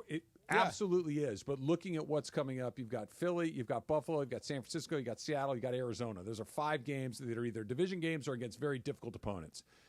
You have New Orleans and you have the Jets in there as well. 2 teams that, at least on paper, you should be favored to beat. Might be what this team needs. If you ask me, it outside of leadership, then put a threat out there. Yeah, maybe. Put Godzilla on the field, which is what Philadelphia is. That might galvanize you because if you don't play your best game, they're going to run you off the field. Yeah. That's what I'm saying. But see, okay, let's just say that happens. Then you get New Orleans the week after that, and now you're 6-6. And the rest of the division, I don't think anybody else is running away with it either. San Francisco's schedule is really tough. Seattle's isn't much easier. Arizona's is a little weaker than the Rams. Carolina's in there. New England's in there. They got a couple of layups coming along the way. But they're Arizona. This isn't the Detroit Lions or the Kansas City Chiefs. This is a team that could lay an egg at any point, and I wouldn't be surprised. It really does feel if they can get to 10, they're in. But I'm not so sure they can get to 10 with the way that they've been because they're a 500 team. That's 8-9 or 9-8 in a 17-game season. That's kind of what they've been. And until I see something differently, that's kind of what I'm going to expect. This is where I like San Francisco to be, kind of in flux, and their fan base, some of them starting to turn on the coach. Like people are saying you should fire Shanahan. Please fire Shanahan. Please. That's what I'm saying. Please do. Please, Ben, and do the wrong thing and fire that guy. Bring back Jim Tom Sula. Go ahead. Bring him back. Go ahead. I hope that happens. But in Arizona, that is the worst place to have them when you're chasing them, when they think they're the best team in this division. That is a scary position to be in. So you are going to have to. Who is the best team in this division? I know Arizona's in first place, but are they the best? Right now, I'll give it to them. Okay. Just because they already beat you and they ran you off the field. So I'll give it to them. But San Francisco, I'm not really to write the book on just yet. Seattle just went into San Francisco and beat them. I know. But and by the way, a play or two in Seattle, and Seattle beats the Rams. Until I see the Rams beat San Francisco with Christian McCaffrey, I'm still going to say they're still the class of the division, but give Arizona some credit. I never thought they'd be this good this long. I think any team could be any team in the NFC West. That's why it's like, and I really don't. I won't believe the Cardinals until they win like 10 games. There are 5 teams in the AFC that if you told me they're in the Super Bowl, I'd be like, yeah, okay. There's only one in the NFC. There's only Detroit. Detroit is the only team in the NFC. If you told me Philly's in the Super Bowl, I'm like, what happened to Detroit? If you said San Francisco, what happened to Detroit? Atlanta, take your pick. Green Bay, Minnesota. And what happened to Detroit? Yeah. Like, it feels like they are far more ahead than everyone else on the AFC. Kansas City, Baltimore, Pittsburgh, Buffalo. Mm-hmm. Shoot, throw the Chargers in there right now. All of a sudden, the Chargers feel, let's come back and talk a little bit about the Chargers because I think they had an exorcism last night at SoFi Stadium, and I think they needed it. I think I saw Justin Herbert's head turn all the way around. The power of football compels you. Reverend Farr will have you next. Travis DeMarco, 710 ESPN. You never have to miss a moment of LA's mega sports station. Get the all-new ESPN LA app. Just search ESPN LA in your App Store or Google Play. Download, tap, and bam! You got 710 ESPN in the palm of your hand. Don't you love the sounds of the holiday season? The bells, the sleighs. Woohoo! If so, your holiday's now even more magical because now during the Hyundai Getaway Sales Event, you can take home your favorite Hyundai with some of the season's greatest savings. Drive away now in the Hyundai Santa Fe with 1.99% APR for 72 months. See your SoCal Hyundai dealer. Offers end December 2nd. Call 714-568-7676 for details. Hey guys, it's Cappy. You've heard me talk about my personal situation with my divorce and subsequent custody battle in the past, and I know that you need a team behind you to get the justice you deserve. My friend Mark Reel and his team at Real Fathers Rights are here to help you guys. Visit realfathersrights.com/710. That's REEL. realfathersrights.com/710 or call 323-870-1611. That's 323-870-1611. Real Fathers Rights. The Father's Rights Attorneys. Park, party, and play at Hollywood Park Casino. Join Travis Rogers and Kirk Morrison Sunday, November 24th for their live Rams postgame show from Ray's Lounge at Hollywood Park Casino. Win prizes and party with Travis, Kirk, and ESPN LA fans. Hollywood Park Casino is Los Angeles' premier card room casino and entertainment destination. Enjoy a postgame meal and drink at Ray's Lounge right after the game. Park, party, and play at Hollywood Park Casino. Elevate your game. Must be 21 and older. Collectors. Park, party, and play at Hollywood Park Casino. Listen to Travis and DeMarco to win the ultimate game day prize pack. VIP tailgate passes plus game day tickets. Listen to your cue to call and don't miss your chance to win the ultimate game day experience. Park, party, and play with me at Hollywood Park Casino. Must be 21 and older to enter. 11 to 5. For more info, go to frontrowcardshow.com. That's frontrowcardshow.com. When pain keeps you from doing what you love, Hoag Orthopedic Institute gets you back to you. We are ranked number 18 in the nation and number 1 in Orange County for orthopedic and spine care by U.S. News and World Report. From the surf to the green, our world-class doctors are there, which is why more Californians choose Hoag Orthopedic Institute for orthopedic and spine care more than any other hospital. At Hoag Orthopedic Institute, there is no one better at getting you back to you. Proudly founded by premier physicians in partnership with Hoag. Learn more at HoagOrthopedicInstitute.com. Hey, it's Mace here. Wait until you experience the NBA at the hottest, most amazing venue in LA. That is Cosm in Inglewood. It's called Immersive Shared Reality. It will look and feel like you are courtside. If you want to be at Cosm for live NBA action, go to Cosm.com. That's COSM.com. Use code ESPNLA. Get 20% off any NBA game in November. Do not wait. Tickets go fast. Go to Cosm.com. That's COSM.com. FX's English teacher. Every single one of these essays is so bad. An F? What is this? With grades like this, I'm gonna have to hit the corner, sir. From executive producers of What We Do in the Shadows. Who's running the school? Is it us or is it them? Them. Go sit next to Tiffany. She told me it was offensive to learn Mandarin. Because you're not Japanese. FX's English teacher is now streaming on Hulu. All new Mondays on FX. Progressive presents Employee of the Month. Small Business Edition. Today's recipient from Lucky Larry's Landscaping, Larry! Larry saved his business money with a quick commercial auto quote from Progressive. Does it help he's his own marketing manager, accountant, executive assistant, and never been late? Technically, yes, but saving really put him over the edge. So, Larry, give Larry a round of applause. Be your own Larry. See if you could save in as little as 7 minutes at ProgressiveCommercial.com. Progressive Casualty Insurance Company and Affiliates. And yes, welcome to the Travis and DeMarco Show, now mornings 9 a.m. to noon on 710 ESPN, your destination for LA sports. Let's get back to the fellas. The Travis and DeMarco Show continues right now. DeMarco, can we do a little one-act play real quick? Sure. Well, just... What role am I playing? You're the role of the parent. The parent. And okay. I'm going to play the role of the child who's trying to get home for Thanksgiving. Okay. Do you have a ride home? Yes.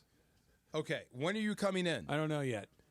All right. When are you going to know? I don't know. What airport? I don't know. Would you like me to come pick you up? No, I got a ride. Do you know who the ride is? Yes. Okay. When are you coming in? I don't know.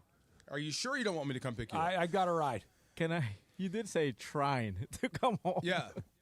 But you are coming home for Thanksgiving? Yes. Okay. What day are you coming? I don't know. Do you know what day Thanksgiving is? Yes. Okay. So we are going to... Hey, real quick, Dad. Can you come and get me? Wait, you just said... Right now. You just said that you had a ride. Yeah, just something came up. He can't take me anymore. Okay. What day would this be? Am I acting or am I being me? If I'm being me, keep your finger on the dump button. This has been the conversation in my house for the last 2 weeks. Oh, wow. man. My youngest. Hey, you have a ride home for Thanksgiving? Yep. You sure? Yep. You're sure? Yep. Hey, we can get you if you need a ride. Yep. I'm good. Hey, your grandfather's offered to help. Yep. Got it. Don't need it. Got a ride. Hey, you sure you got this covered? Yep. When are you coming back? I don't know. Yep. Got it. 5 minutes ago. Hey, any way you guys could come up and get me? Yeah. Welcome. Yeah. Fun. Serious? I mean, their brains are not fully formed yet. I kind of want to laugh, only it's not even a little bit funny. It is funny. It is. It's hilarious. It's really funny. It's hilarious. You're the parent. You're trying as hard as you can. It's funny to us. We had a week ago, 2 weeks ago. Hey, can you? Sure, we will work schedule. We will look into trains and buses and maybe an air. Like we'll figure it out. We've got plenty of time. We can enlist all the people in our world that make our family and put people in place to make this as easy as possible, or not. I'm starting to think there was never a ride in the first place. The kid's name, where he went to school, what kind of car. Like there were all these. Goes, oh yeah, he put too many people in his car. Which might be true, but hang in there. It gets better.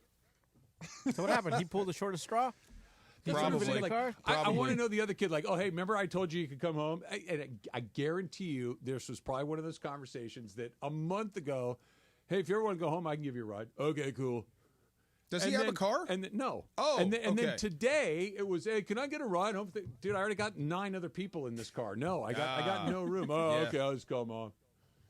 That sounds like me. Yeah. I used to be the guy that drove from Seattle back to California. But So you if had a you- car, so you were in Yes. control of your own destiny. But I would say this this. child does not have a car. If you're riding with me, you better come on, because I'm known for leaving people. So that might be your son there. See? You had a ride, it was good, and then you waited too long. Yeah, my rides were always arranged quite in advance. There you but go. You know you what? know why, Emily? Because you're a responsible individual who goes to the trouble to confirm things, Love to this. make sure that things are in place before it's the day before. Shout out Danny for always driving us home. She was our neighbor and went to UVA with me, so great. You know what's a good thing? What's that? It's a good thing that you love them, because there's many times where you don't like them. Oh, of course. Yeah.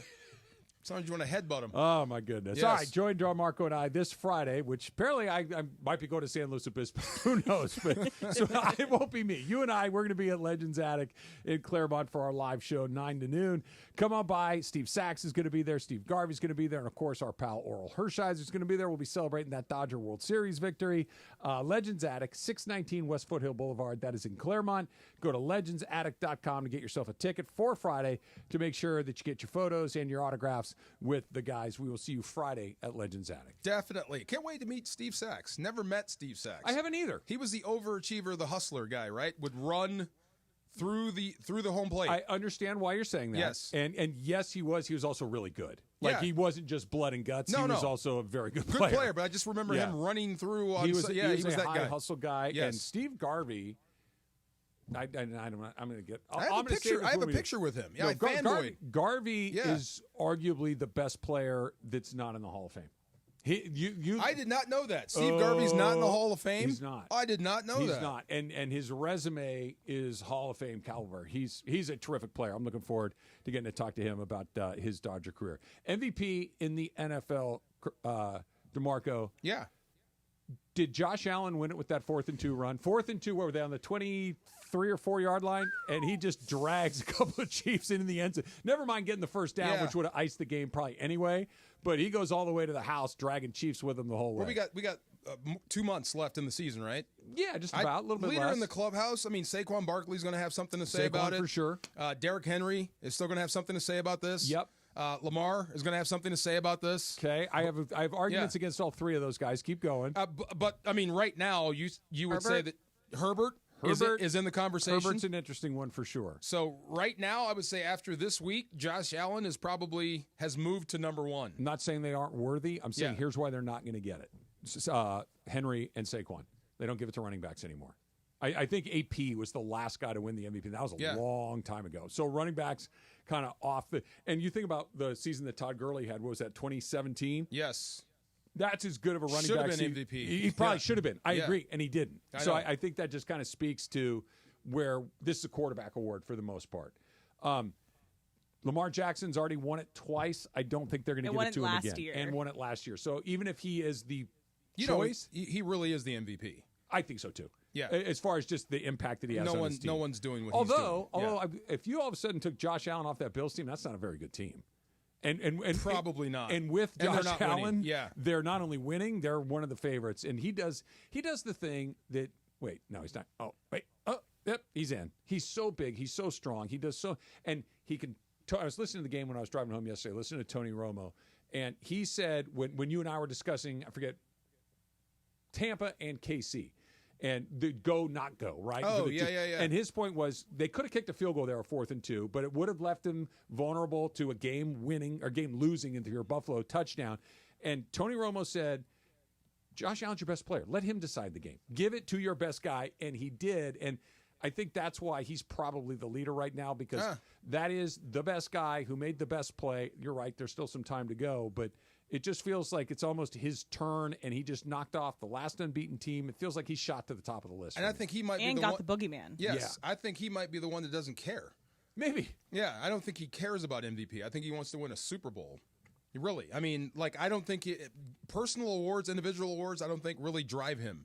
I think he wants to beat Mahomes and become a champion. MVP, though. Of course, who's going to turn it down? But I think he wants to win a Super Bowl. But that's a great point. Do you think Baker Mayfield is Tampa's best player? No. That's why. No, I understand what you're saying. But him? Yes. And the other thing was, and Sean McDermott was, I'm not giving Patrick Mahomes a chance to score a touchdown. Yes, go again. Especially the Bills. I've seen this movie. Yeah. What did he score? 13 seconds left in overtime? Ridiculous. That's a whole nother But I deal. also saw this stat. It's like Justin Herbert is playing very well. The Chargers are winning. And I also saw this. Justin Herbert has the 3rd most game-winning drives in the entire NFL since 2020. He has 15 game-winning drives during that span. Only Patrick Mahomes and Kirk Cousins have more than Herbert. Herbert is coming through for the Chargers. The Chargers aren't charging as they have in the past. He has a good coach. I know he's going to have to put up a lot of numbers, and it's going to come up big in the games left on the schedule, but Herbert could make a case for himself. You're going to Herbert over Mahomes. Even if he's playing well. Mahomes' stats are kind of mid. I know. He's not playing well. You're going to give the MVP to a quarterback in the same division? That would be crazy. It would be unusual. Yeah. But I think the Chargers are in a really interesting spot because they had I think they had a football exorcism last night. The Chargers had a 21-point lead, and it felt like, oh, boy, here we go. Chargering. And then all of a sudden, chargering. It started that Jamar Chase is running around. It's like, oh, they're going to do it again. Evan McPherson misses a couple of field goals along the way. And the Chargers looked into that abyss, looked into the maw of the possessed being, which is the Chargers, and they won anyway. And I'll give all the credit in the world. Justin Herbert's a great player. I give it to Jim Harbaugh. Jim Harbaugh doesn't charger.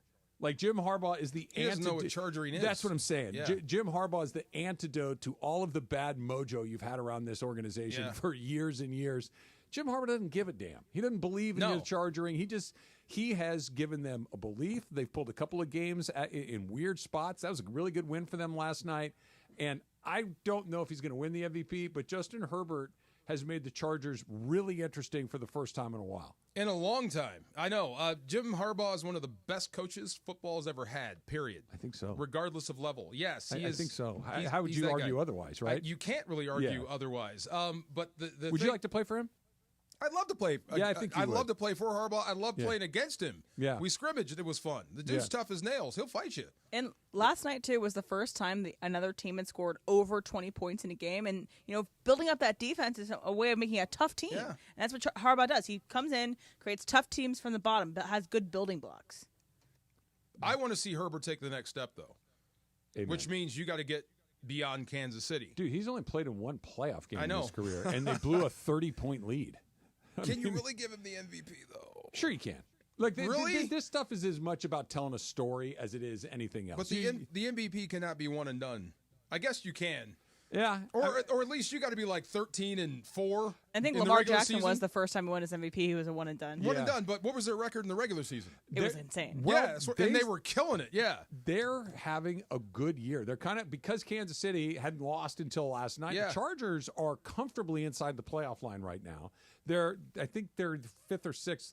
But the story of the MVP is often just as important as the numbers, right? And what's his story? The story is... Because the story's Harbaugh. It is, but Yeah. that's the story, that Jim Yeah. Harbaugh kind of unlocked this thing, and now they're going to... Now, good. Because he's always been good. He's got to be better. Yeah. They have to go win some more games along the way, but the Harbaugh thing, I'm fascinated by it. So if you had MVP and Coach of the Year...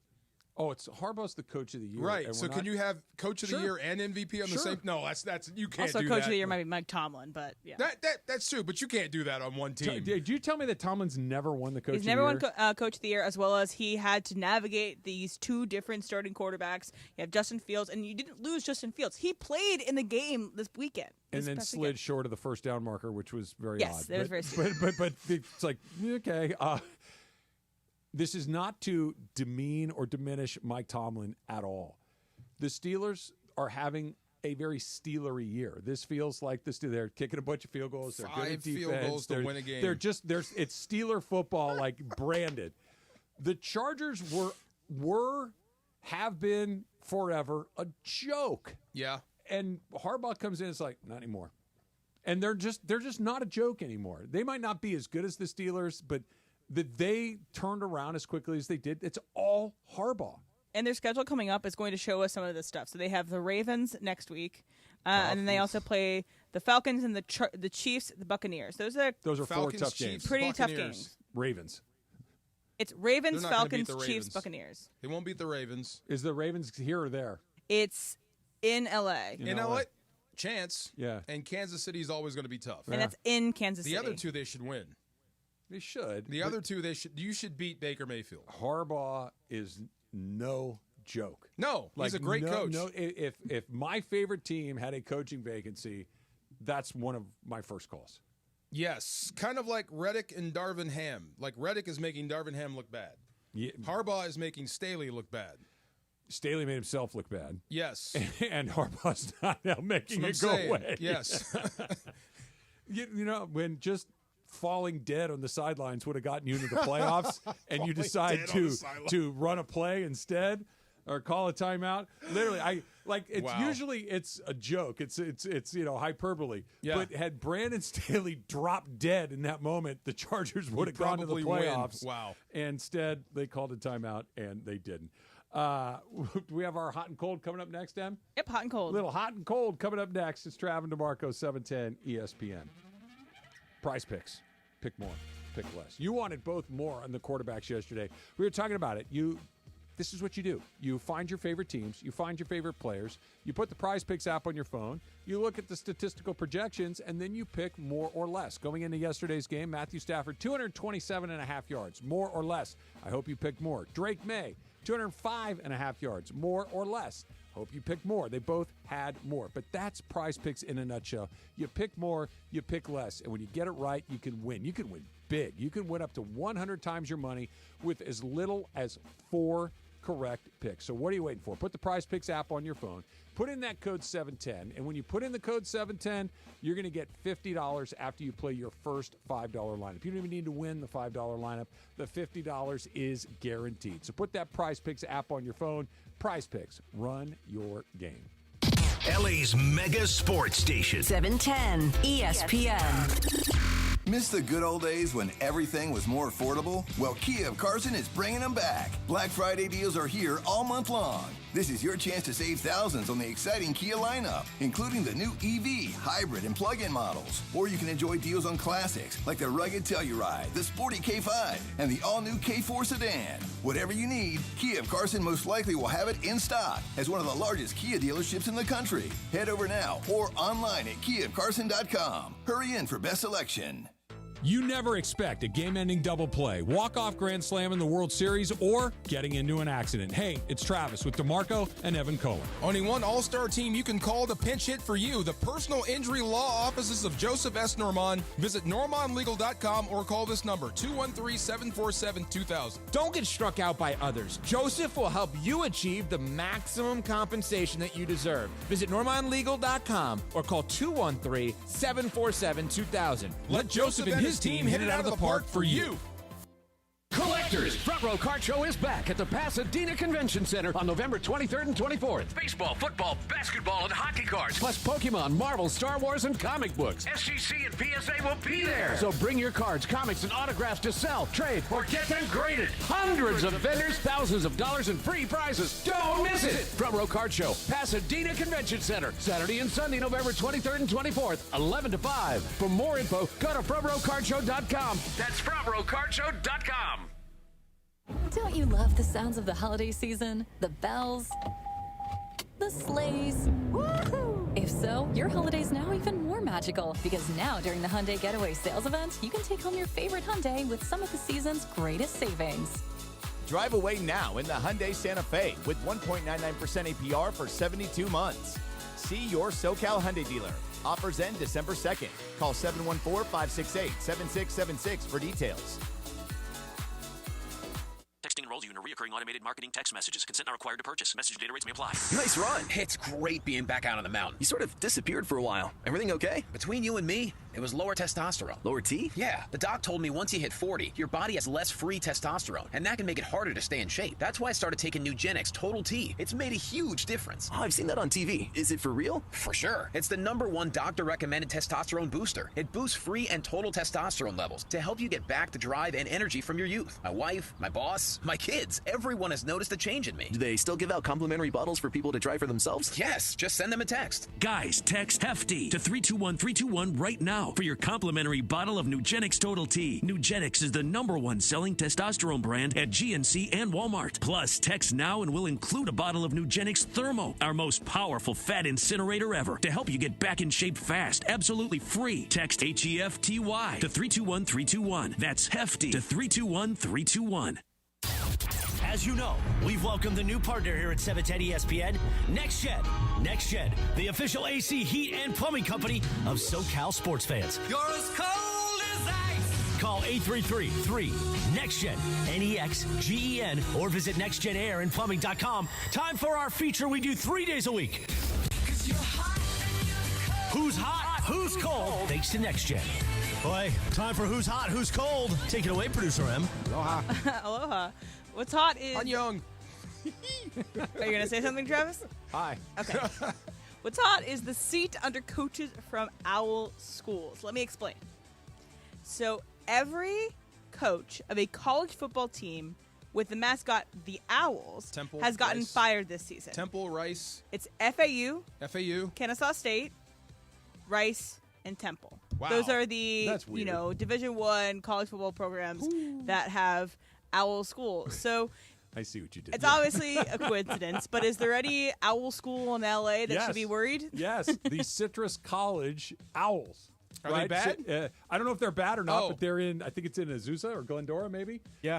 They have some in our lighting for Mandy's one. Citrus Yes. College is the Yeah. Owls. No way. Yeah, they had I had a bunch of buddies that went to school there at a high school. A couple of them played baseball there. They had cool owl hats. They were awesome. So Citrus College. I don't know if you're the volleyball or baseball or they used to have a football team. They might still. I don't know. But Tootsie Roll ruined owls for me. I thought owls were nice. Owls are predators. They will kill you.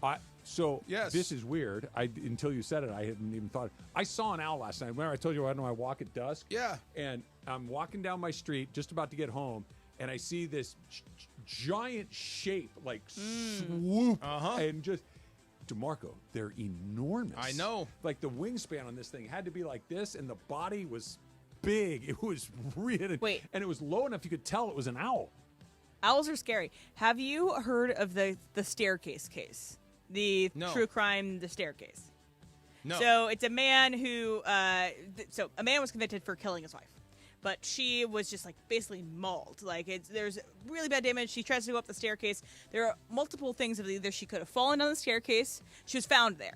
Fallen down the staircase, was pushed down the staircase, but then there's a wild third option that was verified by like ornithologists, Audubon Society, whatever it is. Nice pull. That it could have been an owl. So apparently she left the house that night to rearrange the Christmas furniture, and there was owls in the area.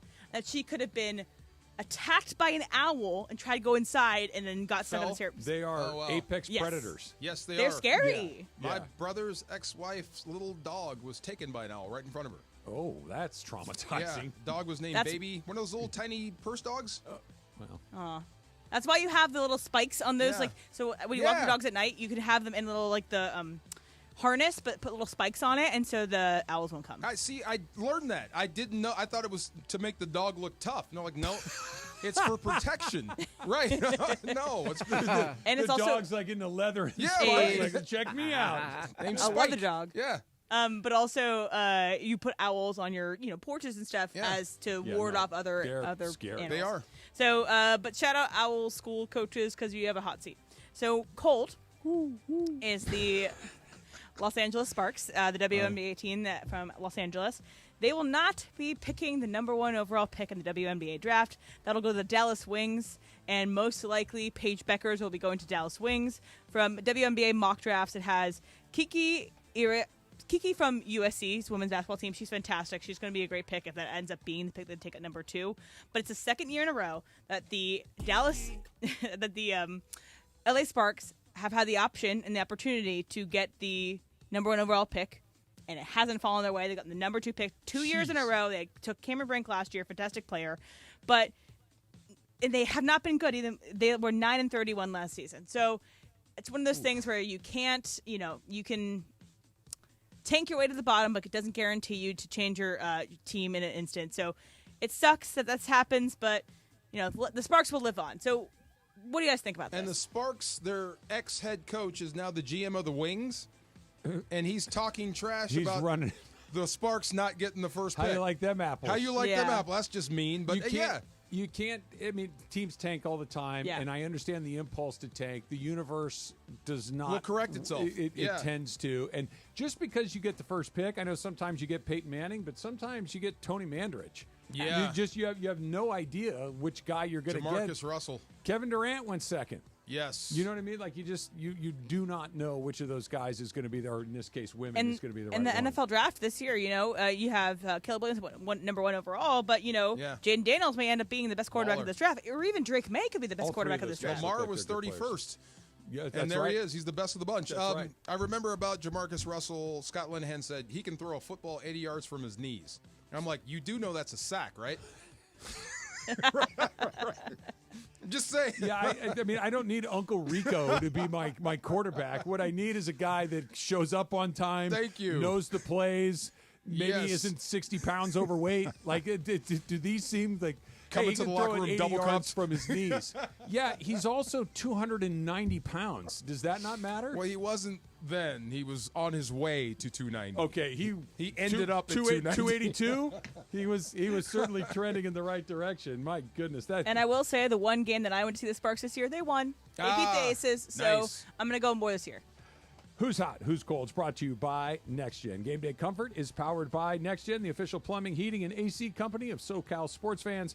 Call 833-3-NEXGEN to snag their $88 drain cleaning today. You and I were talking a little bit to Marco during the break, the Jim Harbaugh of it all. And I why is he this good at it? Because here's the deal.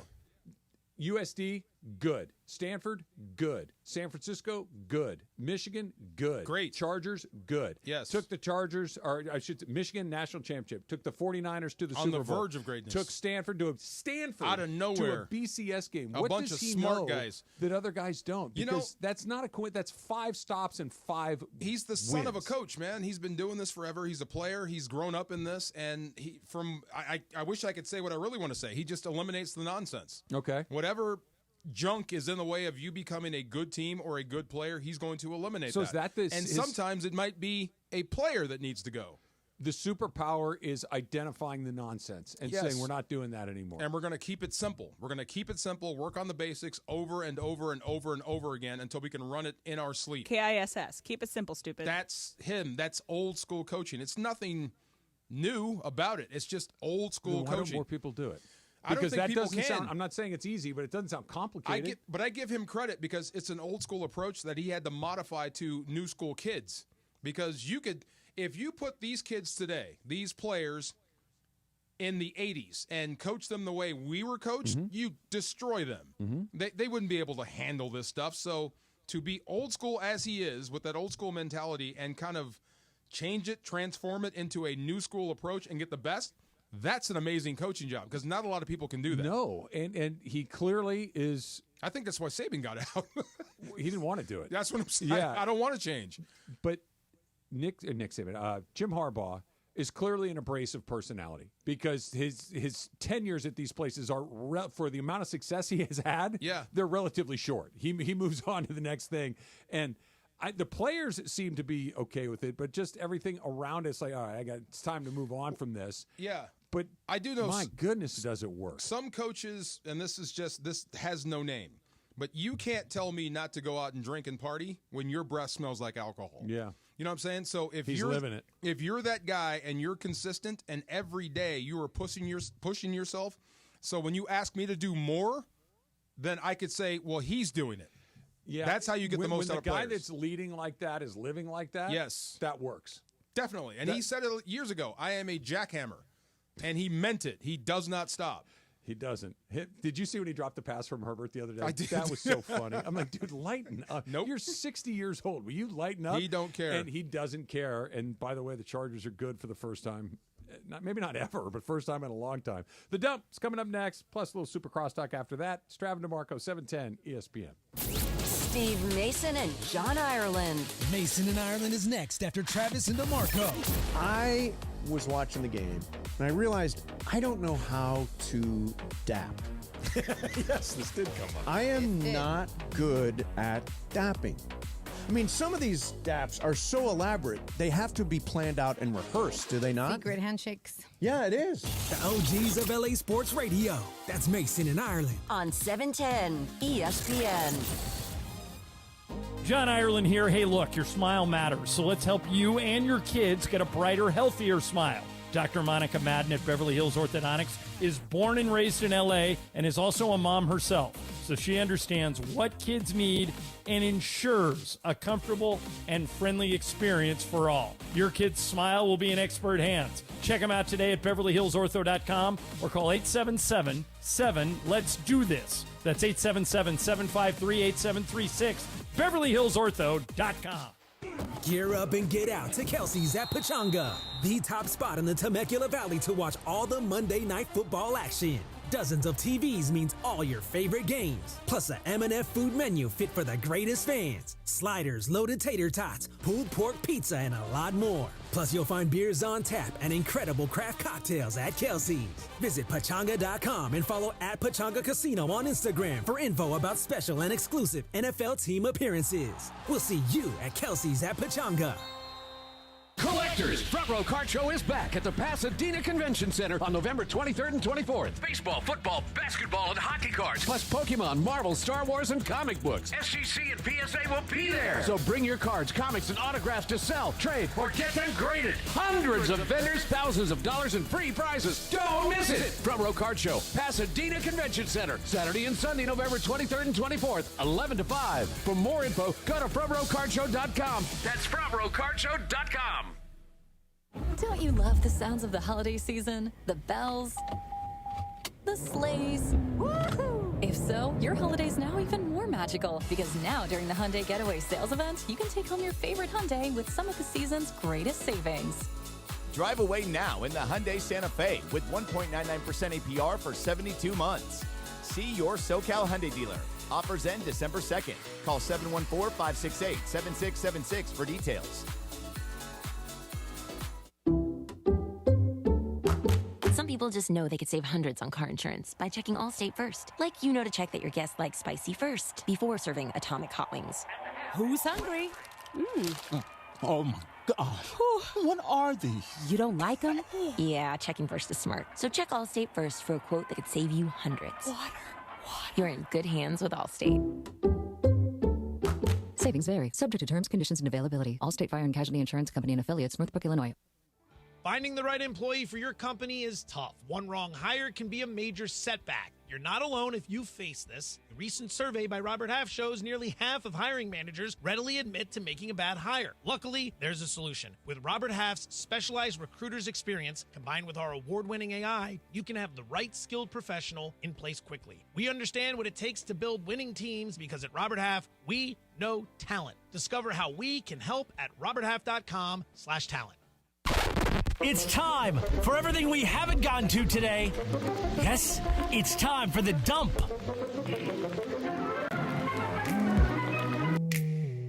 All right, let's put this one right at the top. Shoot. This just came in right now. What you got? Hold on. Now I lost it, of course. Oh, no. There it is. We got it.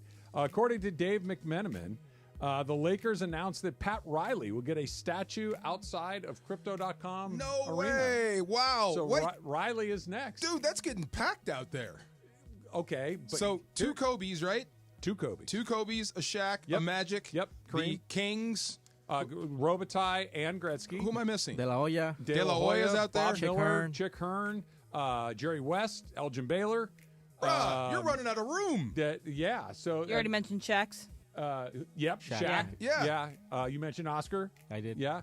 I'm Wayne glad they're doing what Gretzky. they're doing out there. They're Yeah. making that like a plaza now. You can't drive through it because you're going to need the extra space. You're right. Jeez. Riley absolutely should have one. Yeah.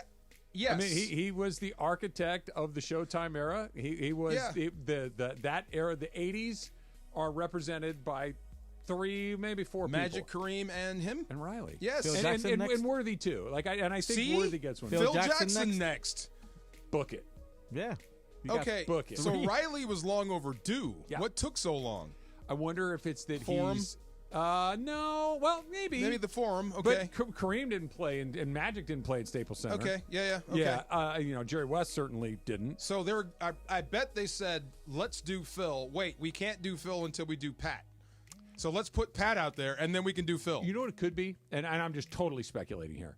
That he's been so intimately involved with the Heat for as long as he has, Yeah. and still works for the Heat. That maybe they thought maybe he'd retire or something, but he's still cranking along down in Miami, and it's like, we better do it before we can't do it. He's going to have 2 statues. They're going to put one out in front of the Heat. They certainly right? could. It would certainly fit. Does Shaq have one out there?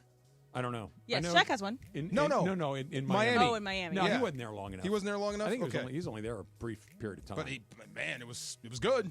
It was He real won a good. championship. Oh no, Yeah. it was real good. Yeah, but yeah. he was kind of like it would be was like Dwayne Wade. Oh, it yeah, would Wade. be like putting a Von Miller statue outside of SoFi Stadium. But for a minute there. But for a moment in time. It would be like having a Todd Gurley statue Yeah. outside of the Rams. But for a it's not moment there. in time, Yeah, he was yeah. the guy. Yeah, Yes. it was there. That's cool. I still want to see James Worthy get one, and maybe statue. Yeah, I think that he is worthy of the honor. He's worthy. Worthy is Oh, worthy. I didn't even. Did mean you know that? Okay. That James Worthy deserves to have a statue out there because the Yeah. Showtime era Lakers were Kareem, Magic, and Worthy, and Wow. and clearly Kareem is Kareem, Magic is Magic, but James Worthy was for me. And again, I'm a local kid. Game. Yeah. Grew up with these Laker teams. Yes. The 80s Showtime era Lakers are my favorite version of the Lakers, and I can't think of the Lakers and not have James Worthy be one of the first people to pop into my mind. But you can't retire everyone's number, and No, you can't I give know. everyone a statue. I know it's hard. You're it's right. hard. It's hard. You're right. Powell? Gasol? Yeah. Statue worthy? 2 titles. I know. Statue worthy though. Second best player on a 2-title team. Then I'll throw it back to you. Give me your top 5 Lakers of all time. Right. Well, the first 3 are very easy. Kareem. Magic. Okay, Kobe. Magic, Kareem, and Jerry West. Okay. Those I think are and Kobe. So there's 4. That 5th one is the one that gets a little. Does Pau Gasol get one before Worthy? Wow. Not to me. Not to me, because Right. but if you ask somebody that's 15 years younger than me, they Of probably course, would say. I know. That's what I'm. And some Yeah. people are like, "Who's Pat Riley?" Yeah. Some young people are like, "Who's that?" Yeah. No, he was He's the guy guy. that got it started. He's the dude He's that the guy got it with started. Adrian Armani. Brody. Right. Right. He's Adrian Brody and Armani suits. I'm gonna tell my kids that was Pat Riley. You Yeah. know the meme? By the way, that's a pretty good deal. Like, hey, we need you to play Pat Riley. Okay. I'd do that. Yeah. Handsome and Of course. successful. Absolutely. Why not?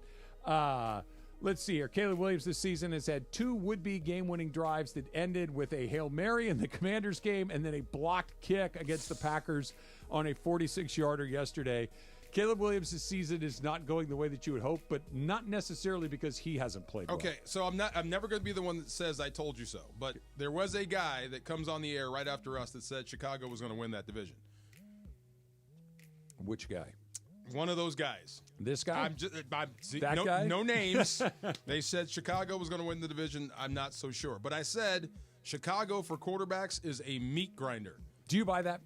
Yes. Why is it that because they've had different coaches, different GMs, why is Chicago bad for quarterbacks? For me, it's weather and it's outdoors. Hasn't even gotten cold yet. I know, but it's a tough place to play. It's a So tough is place to play. Buffalo. Definitely, and they seem to be lucky. You had Jim Kelly, you got this guy. Yeah. But Chicago is a meat grinder for QBs. So if you are Caleb Williams, you're coming out of that situation, do you say, I don't want to, because there was always the speculation that he would try to maneuver his way to somewhere other than Chicago for the reasons you're talking about. He went anyway. Is there any way to do that? Well, I think Deion's about to do it with Shedeur. He's going to make sure his kid goes to the place he wants him to go, but how do you do it? Just raise hell and say I'm not showing up? It's different now. Oh, you can do it. Caleb could have done How? it. He's got money now. Is it just, I understand it's not an economics play, but they own your rights. If they draft you, you got to not play or play for them. I'm never going to play for you, and I'll sit on my NIL money for as long as I can. And my dad makes $20 million a year. I'll For go back Shedeur, into the draft next year. I understand Caleb, it's not yes. economics. That you're not trying to get your family out of poverty, or but doesn't he want to play?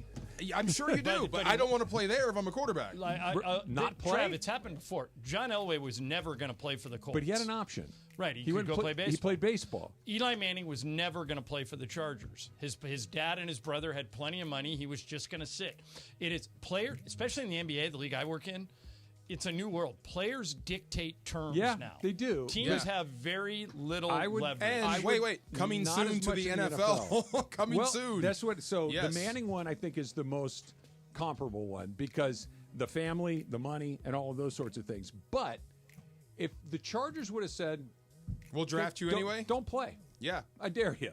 You mean Eli? Yeah. How long do you sit around before you say, "All right, I'm going to play. I'll stay." The second I can leave, I will. The answer leave. to your question is the Chargers were picking first that year for a reason. They stunk. Yeah. So do you want to play a game of chicken and not have a number one pick who can help you win? How do you sell that to your fans? I think the team folds before the player does. That's how it's gone so far. Cavs are 15-0. When that's incredibly you see impressive. who their next game's against? The Boston, Celtics, right? Yeah. Oh, yeah. That's the test. That's the test. Yeah. 15-0, pretty good test. They are. I rode up in the elevator with Lindsay. Surprised that she's talking to you about the Cavs, by the way. Well, not at all. Upset. I told her sarcasm. They are the best team I've seen in person this year, and it's not close. Really? They have no weakness. They're aggressive defensively. Evan Mobley has arrived. He has turned a corner. Jared Allen is playing at an all-star level. Donovan Mitchell might be first-team All-NBA this year. Darius Garland is better than almost any two-guard in the league. Maybe not Devin Booker, but he's right there. And this guy, Dean Wade, is perfect. He's Kurt Rambis. He's a guy that doesn't need shots, but he goes in and gets every rebound and hustles and never makes mistakes. Nice. And their coach, Kenny Atkinson, this is his second chance. Remember, he was the coach of the Nets for that Durant-Kyrie experiment that went horrible. So he feels like, he got a raw deal there. So he's coaching with a chip on his shoulder. They're going to finish with the best record in the NBA. They're going to be a very difficult out. And the only reason I wouldn't pick him to go to the finals right now is that if Boston gets Porzingis back, they won't have Porzingis tomorrow night. But if they get Porzingis back and Boston's clicking on all cylinders, they don't have a weakness either. Season's about a month old, right? Give or take? Yeah. Yep. They haven't lost in a month. They'd have to go another month to be within spitting distance of the Lakers. Well, that's how they won the title last year because Yeah. Porzingis came back. He was injured. He came back, and then he was playing at a high level Changed in the the math. playoffs. Yeah, changed the entire team. Well, and the other thing about the NBA is when you're talking about offense, good NBA players, you don't even have to be great. Good NBA players need to be double teamed. Like Yeah. on our team, if you don't double team Anthony Davis or LeBron, we just give them the ball and they go score. Cleveland has 3 of those guys now. Oh, God. In Garland, Mitchell, and Mobley. Did you see this coming? Like, it seems like it came No, out of nowhere. Nobody did. Then They were how did pretty they good put it last together? year. Yeah. Okay, well, I'm glad you brought this up because it's an interesting commentary on sports. All they did, all the Lakers did this year was change the coach. The roster is exactly the same as it was last year for Cleveland. Looked like a different group. It's exactly the same as it was last year for the Lakers. The Lakers are 9-4. The Cavs are 15-0. Coaching matters. I know people. Big time. People like talking heads like all of us like to come on and say, "Well, a coach might be. It's a players' league. A coach might be worth 5 wins." But they can change everything else. Like we were talking about with Harbaugh a second ago. Like That's a great example. Harbaugh comes in, and I was asking And they DeMarco, didn't change their roster. No. They got. Matter of fact, they got worse. I asked him, they got rid of all their receivers. What is it that what is his superpower that's allowed him to be good at San Diego, Stanford, San Francisco, Michigan, and now with the Chargers? He eliminates BS. The BS. Right. And that ability to know, okay, that's not, we don't need that. It's out of here. That's the superpower. That's it. It's just knowing DeMarco, what to get rid of. You saw it firsthand when the Rams fired Jeff Fisher and gosh. hired Sean McVay. The first they practice. turned around immediately. Yes. So I'm always one that says I wouldn't fire. That's why Greg and I get in a lot of arguments about Dave Roberts. And Greg, you once said, by the way, Mason's out today, so Greg's filling in. Ramona's going to pop in at some point. You said, and I think it's the most offensive thing you've ever said. Uh-oh. I know exactly what this is. You I still said believe it. Any of us, any of the people sitting in this room, could manage the Dodgers to the National League West Division title. No, they can't. I said me, Travis, you, DeMarco, you, John Ireland can get them to 90-95 wins. I absolutely with the roster could not. that No. they have. Look Trav, at what do you think? Travis.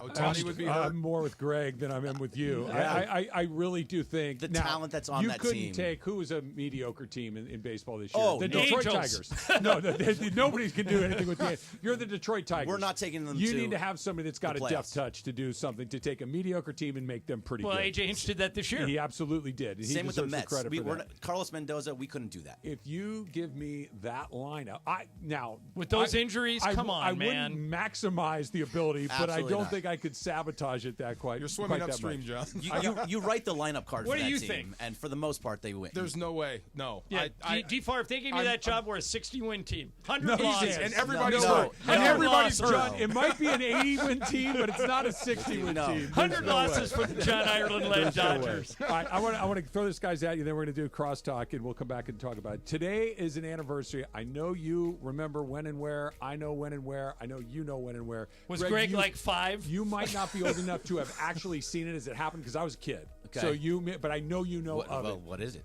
Joe Theismann's injury on Monday Night Football. I did not see it live. I don't know. I was Still a little super crosstalk. Bonk.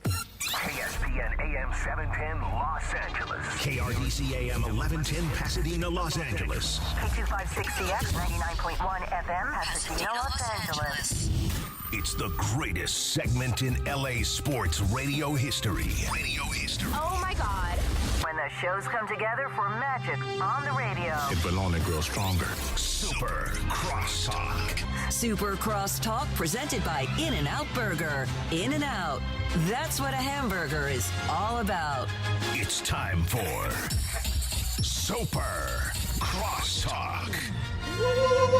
All right. I gotta do it, you know? Someone's got to do it. Right. Monday Night Football. I was Lawrence 2. Taylor. Joe Theismann gets sacked by Lawrence Taylor in what was, if it's not it's in the top 2 or 3 most gruesome injuries in the history of the NFL. The lower part of his leg just snaps like a chicken bone.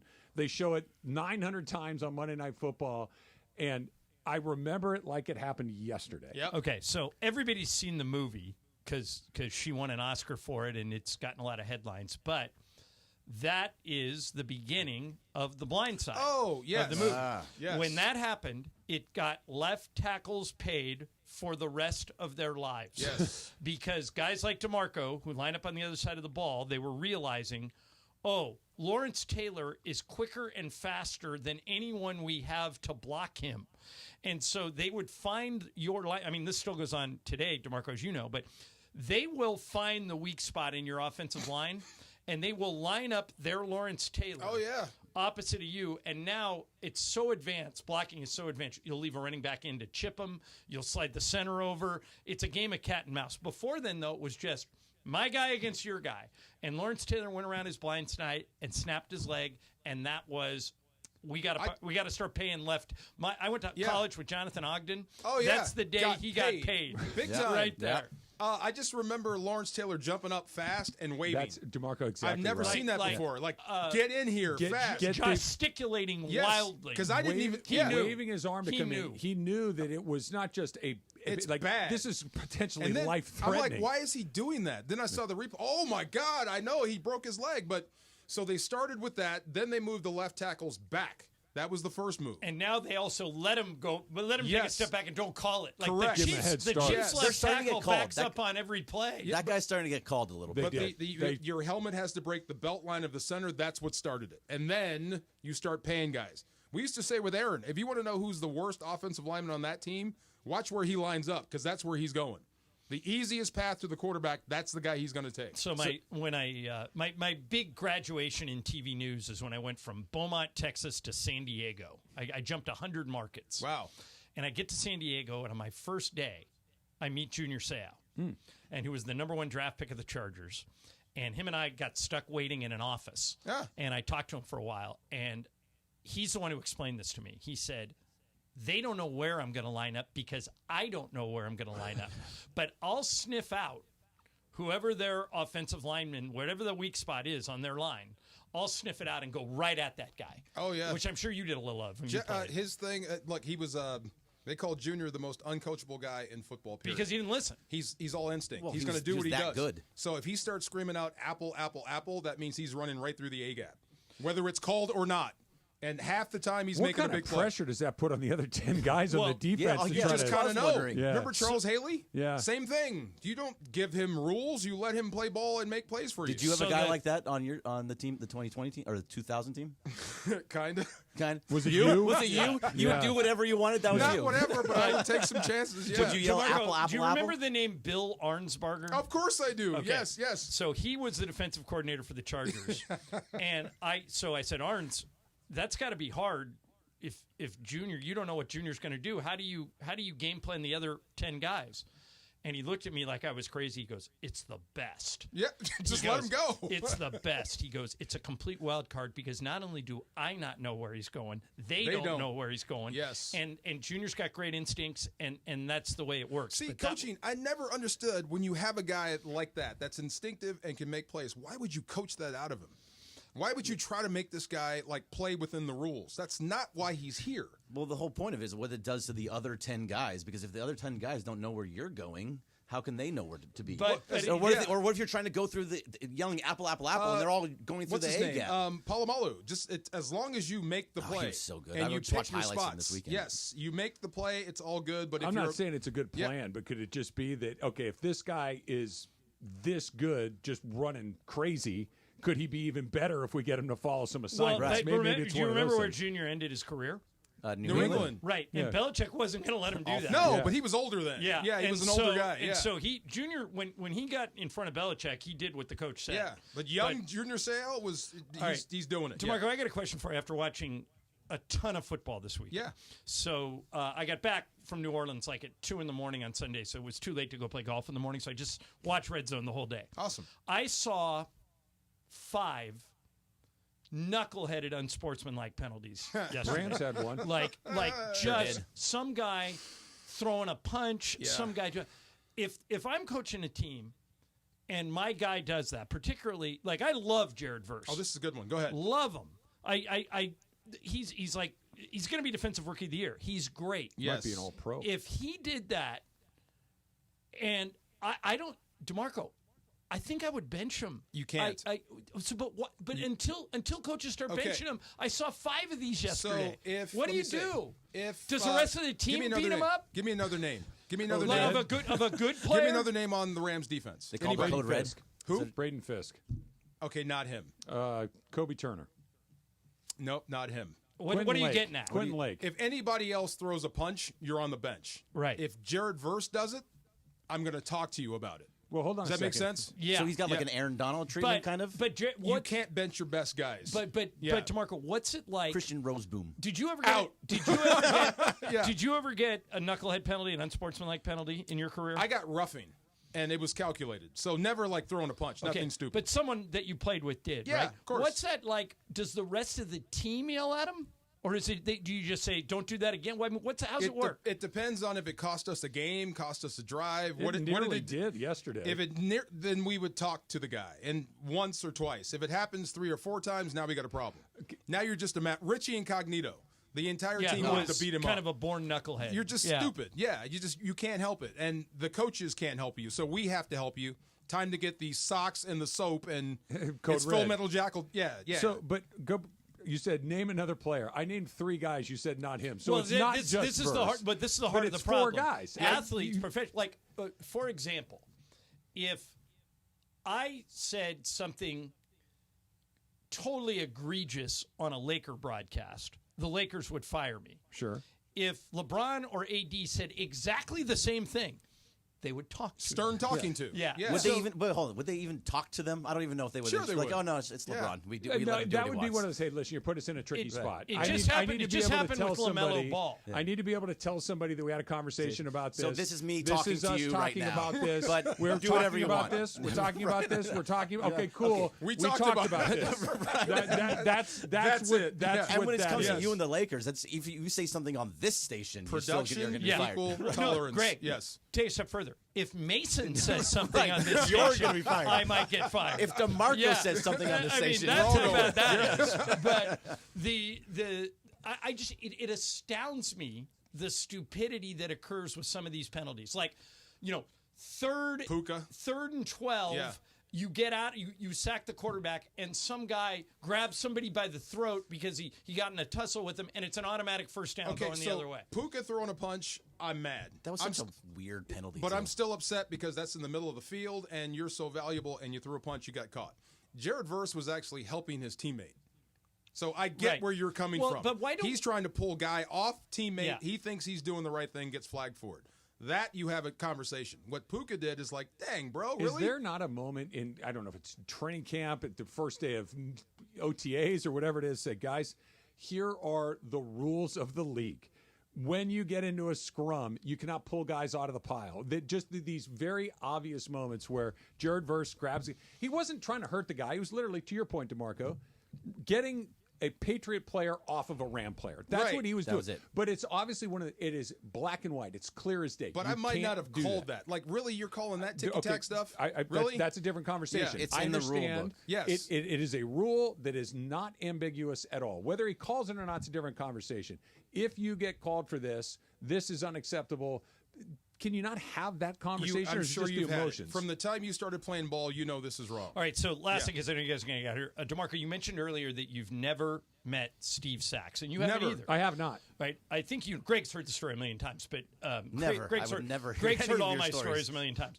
Have you ever heard my Steve Sachs story? No. I know of a Steve Sachs story. I actually don't know love if it's the this. same Okay, one. so I now live this in is the great. house This is great. that Steve Sachs lived in when he won the World Series for the Dodgers. You're kidding. He was the first person to buy the house I now own. No way. Wow. Right? So I walk in. I walk in to look at the house, and I did not buy it from him. He sold it to someone else, and then they sold it to me. Okay. I walk in, and they have like a playroom upstairs. And on the wall, there is a painting that just reeks of the 80s. Okay? Yeah, okay. It is. I'm going to show it to you. It is Steve Sachs playing baseball with the Three Stooges. No. But it is so out of Greg, hand that to DeMarco. With the Three Stooges? Yeah. This was on his wall. This when is he on bought the that. wall. So how many years ago did you buy this house? I bought it in 2001. 2001. Right? So that, DeMarco, that went up in 1988. He's standing on Larry. Yeah. So my wife walks in and she goes, what the hell is that? We'll just paint that over. I go, we absolutely will not. I go, we have a 2-year-old. That will be in his playroom until he outgrows it. Thank you. And that's awesome. And so fast forward to the 2019 World Series.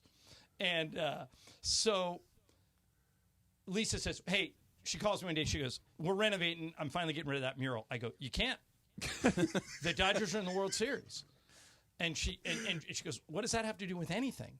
And I go, it's karma. You can't take the last time they won was in '88 when that mural went up. I go, you can't do it. You can't. She goes, I'm turning that into like a den, like where adults are going to be. I go, they'll love it. It's a talking piece. She was adamant, like, no, I'm getting rid of it. You are not. This is divorceable. Wow. This is. I go, I very rarely put my foot down about anything. I'm doing it about this. We call Sachs. Oh. And I get Sachs on my side. Bleacher Report does a whole article. He goes, true. She goes, you can't get rid of that. And so we cut her a deal. Yep. If and when the Dodgers ever win the World Series, you can take it down, but not until then, not a minute before. So they lose to the Red Sox, but the next year they win during the pandemic, and then I let her take it down. She painted over. Yeah. Oh wow! Well, no, I made her save it, so it's like got a painting over it. But if you take it down, you it's can still there. see That's it. cool. I wish I would have known this story 4 years ago, because I would have had them remove the wall from your house, bring it down to my house, and put it in mine. There's a Three Stooges museum in Pennsylvania, and I offered it to them for free, but they said we have no way to get it here, so they didn't take it. Imagine that he bought that house in 2001. It didn't come down until 2020. Wow, that's a pretty good run for the Steve Sachs. Amazing. Yeah. Super Crosstalks brought to you by In-N-Out. In-N-Out, that's what a hamburger's all about. Steele throwing it down. Backdoor cut to LeBron and a thunder dunk. Beautiful pass, and LeBron slams it home. Guess who's back?